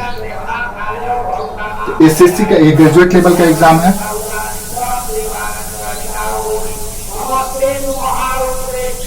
कोई हाँ, डालो क्या दिक्कत है, डालो फॉर्म भर के एग्जाम देने में क्या दिक्कत है, लेकिन उसमें भटकना मत। आईएएस का तैयारी करने वाले को भटकना नहीं चाहिए। आप एग्जाम दे दीजिए, अलग बात है, लेकिन अलग से ये नहीं कि टाइम देने लगे। तो एसएससी का जो भी एग्जाम हुआ है ग्रेजुएट लेवल का, उसका जीएस का क्वेश्चन पेपर ले लो और उसको पढ़ लो। सबसे पहला काम ये करो, लूसेंट को हटाओ। जितने भी क्वेश्चन पूछे गए हैं जीएस में एसएससी का पिछले 5 साल में, ज्यादा नहीं 5 साल का ही रख लो, 5 साल में पिछले 5 वर्षों में जीएस का, और अगर आपके पास टाइम है तो 1-2 वर्ष और बढ़ा दो। जितने भी एसएससी लेवल पे जीएस के एग्जाम, जीएस के क्वेश्चन पूछे गए हैं, ये पढ़ लो। कम से कम आपका 20 क्वेश्चन यहीं से कवर हो जाएगा। रिपीट। दूसरी बात, एक और चीज यहाँ से आपको फायदा होगा। ये फायदा होगा कि जब आप इस क्वेश्चन को पढ़ेंगे, देन मान लो किसी टॉपिक पे क्वेश्चन पूछा गया है, तो आपके पास ऑप्शन होगा कि उसकी गहराई में जाकर के थोड़ा सा लूसेंट या कोई भी बुक से वहां से देख लीजिए अतिरिक्त। अगली बार भी वहीं से क्वेश्चन पूछा जाएगा, उसी एरिया से। वो ना पूछ करके उसी से नियर जो क्वेश्चन बनेगा वो आपसे पूछे जाएंगे। तो आपको प्रीवियस क्वेश्चन बैंक हमेशा अपने साथ रखना है और उसको 2 बार 3 बार जरूर पढ़ना है। तैयारी करने से पहले किसी भी एग्जाम का 2 चीज हमेशा दिमाग में रखो, सिलेबस और प्रीवियस क्वेश्चन। ये अगर आप इस पे अगर आपका कमांड हो गया, देन आपको रास्ता दिखने लगेगा। ये बहुत जरूरी है। समझ में आया? तो प्रीवियस क्वेश्चन बैंक ले लो, उसको 1 2 बार 3 बार पढ़ो, जीएस का क्वेश्चन 5 साल का 7 साल का, उसके बाद आगे पढ़ाई करो, फिर आगे भी बताएंगे।